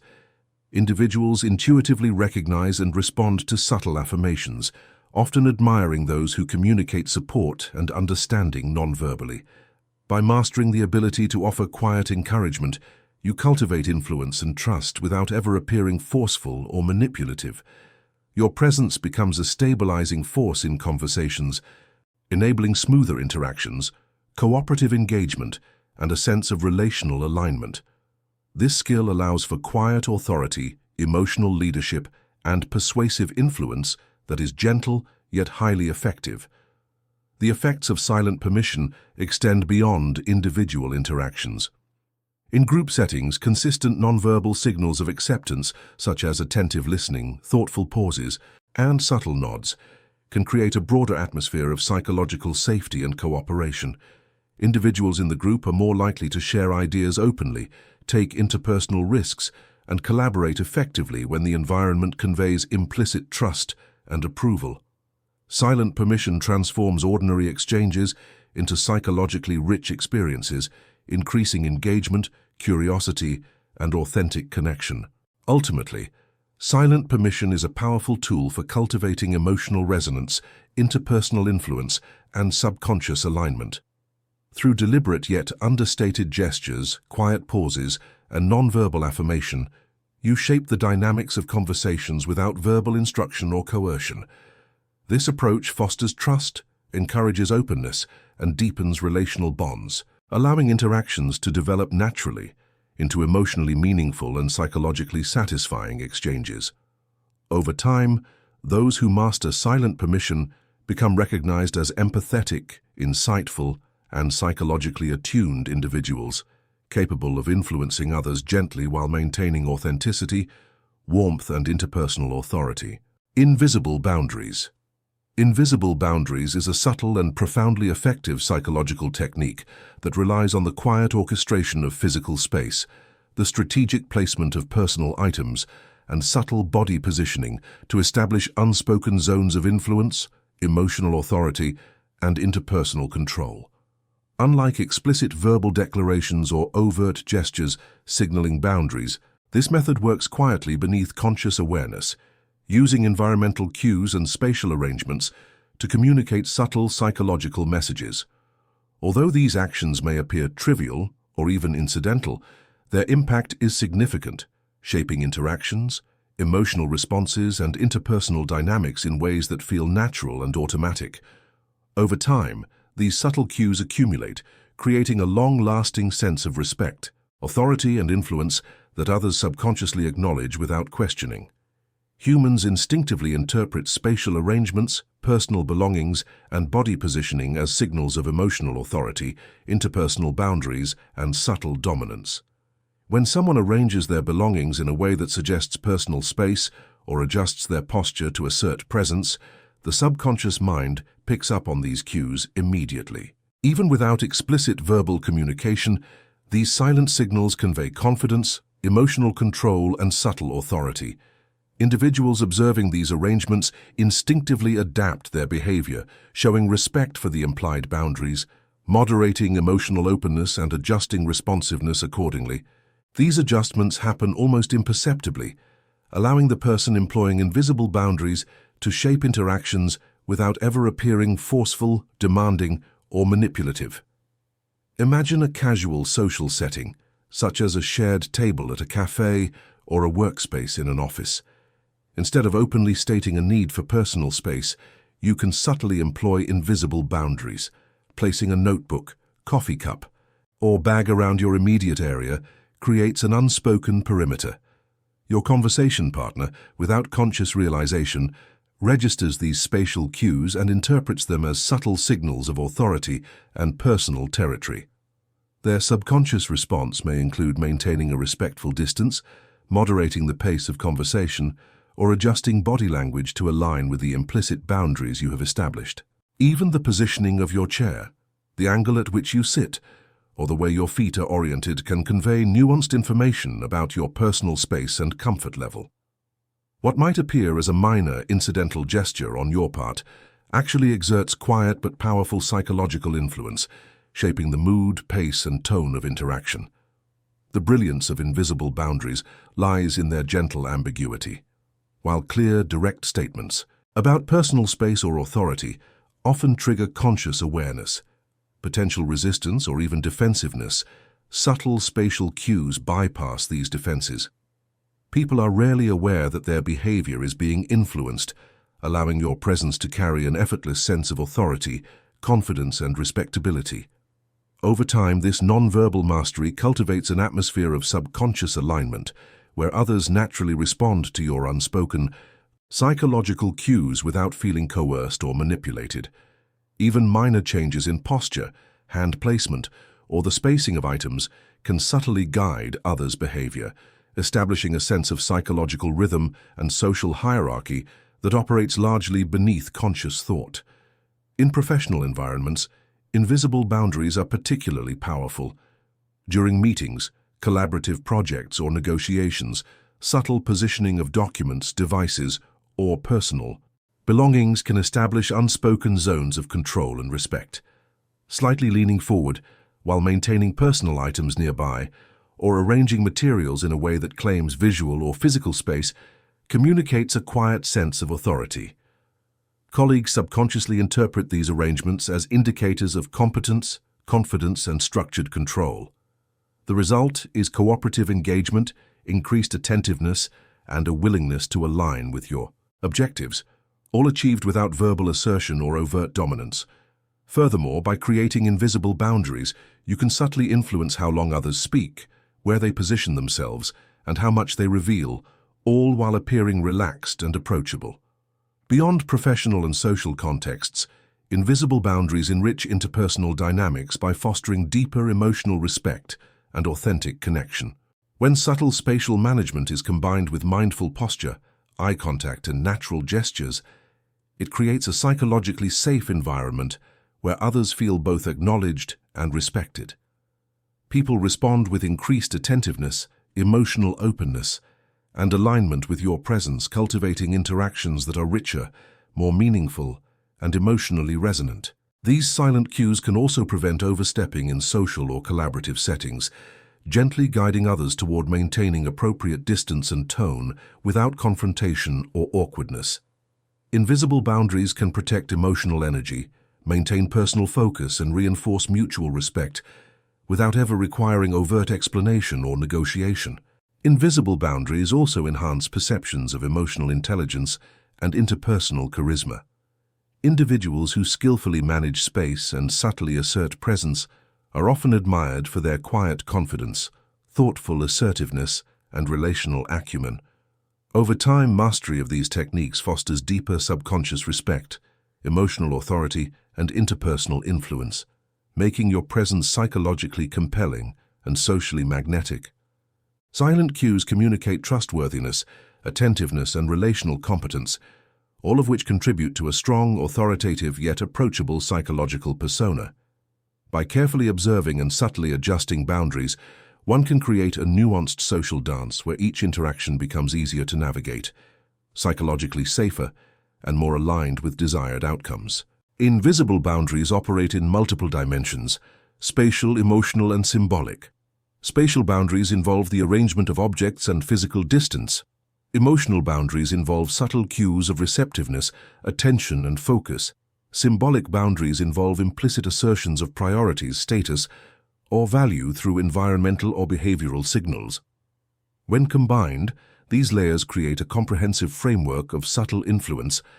People intuitively read and respond to these overlapping cues, often unconsciously adjusting posture, tone, and behavior to align with the subtle signals you provide. By mastering these invisible cues, you can direct the rhythm, flow, and tone of interactions without uttering a single controlling word, shaping not only how others act, but also how they feel about the interaction and your presence within it. Ultimately, invisible boundaries are an extraordinary example of subtle psychological influence. By intentionally but quietly managing spatial arrangements, personal items, and body positioning, you guide subconscious dynamics, emotional responses, and interpersonal behaviors.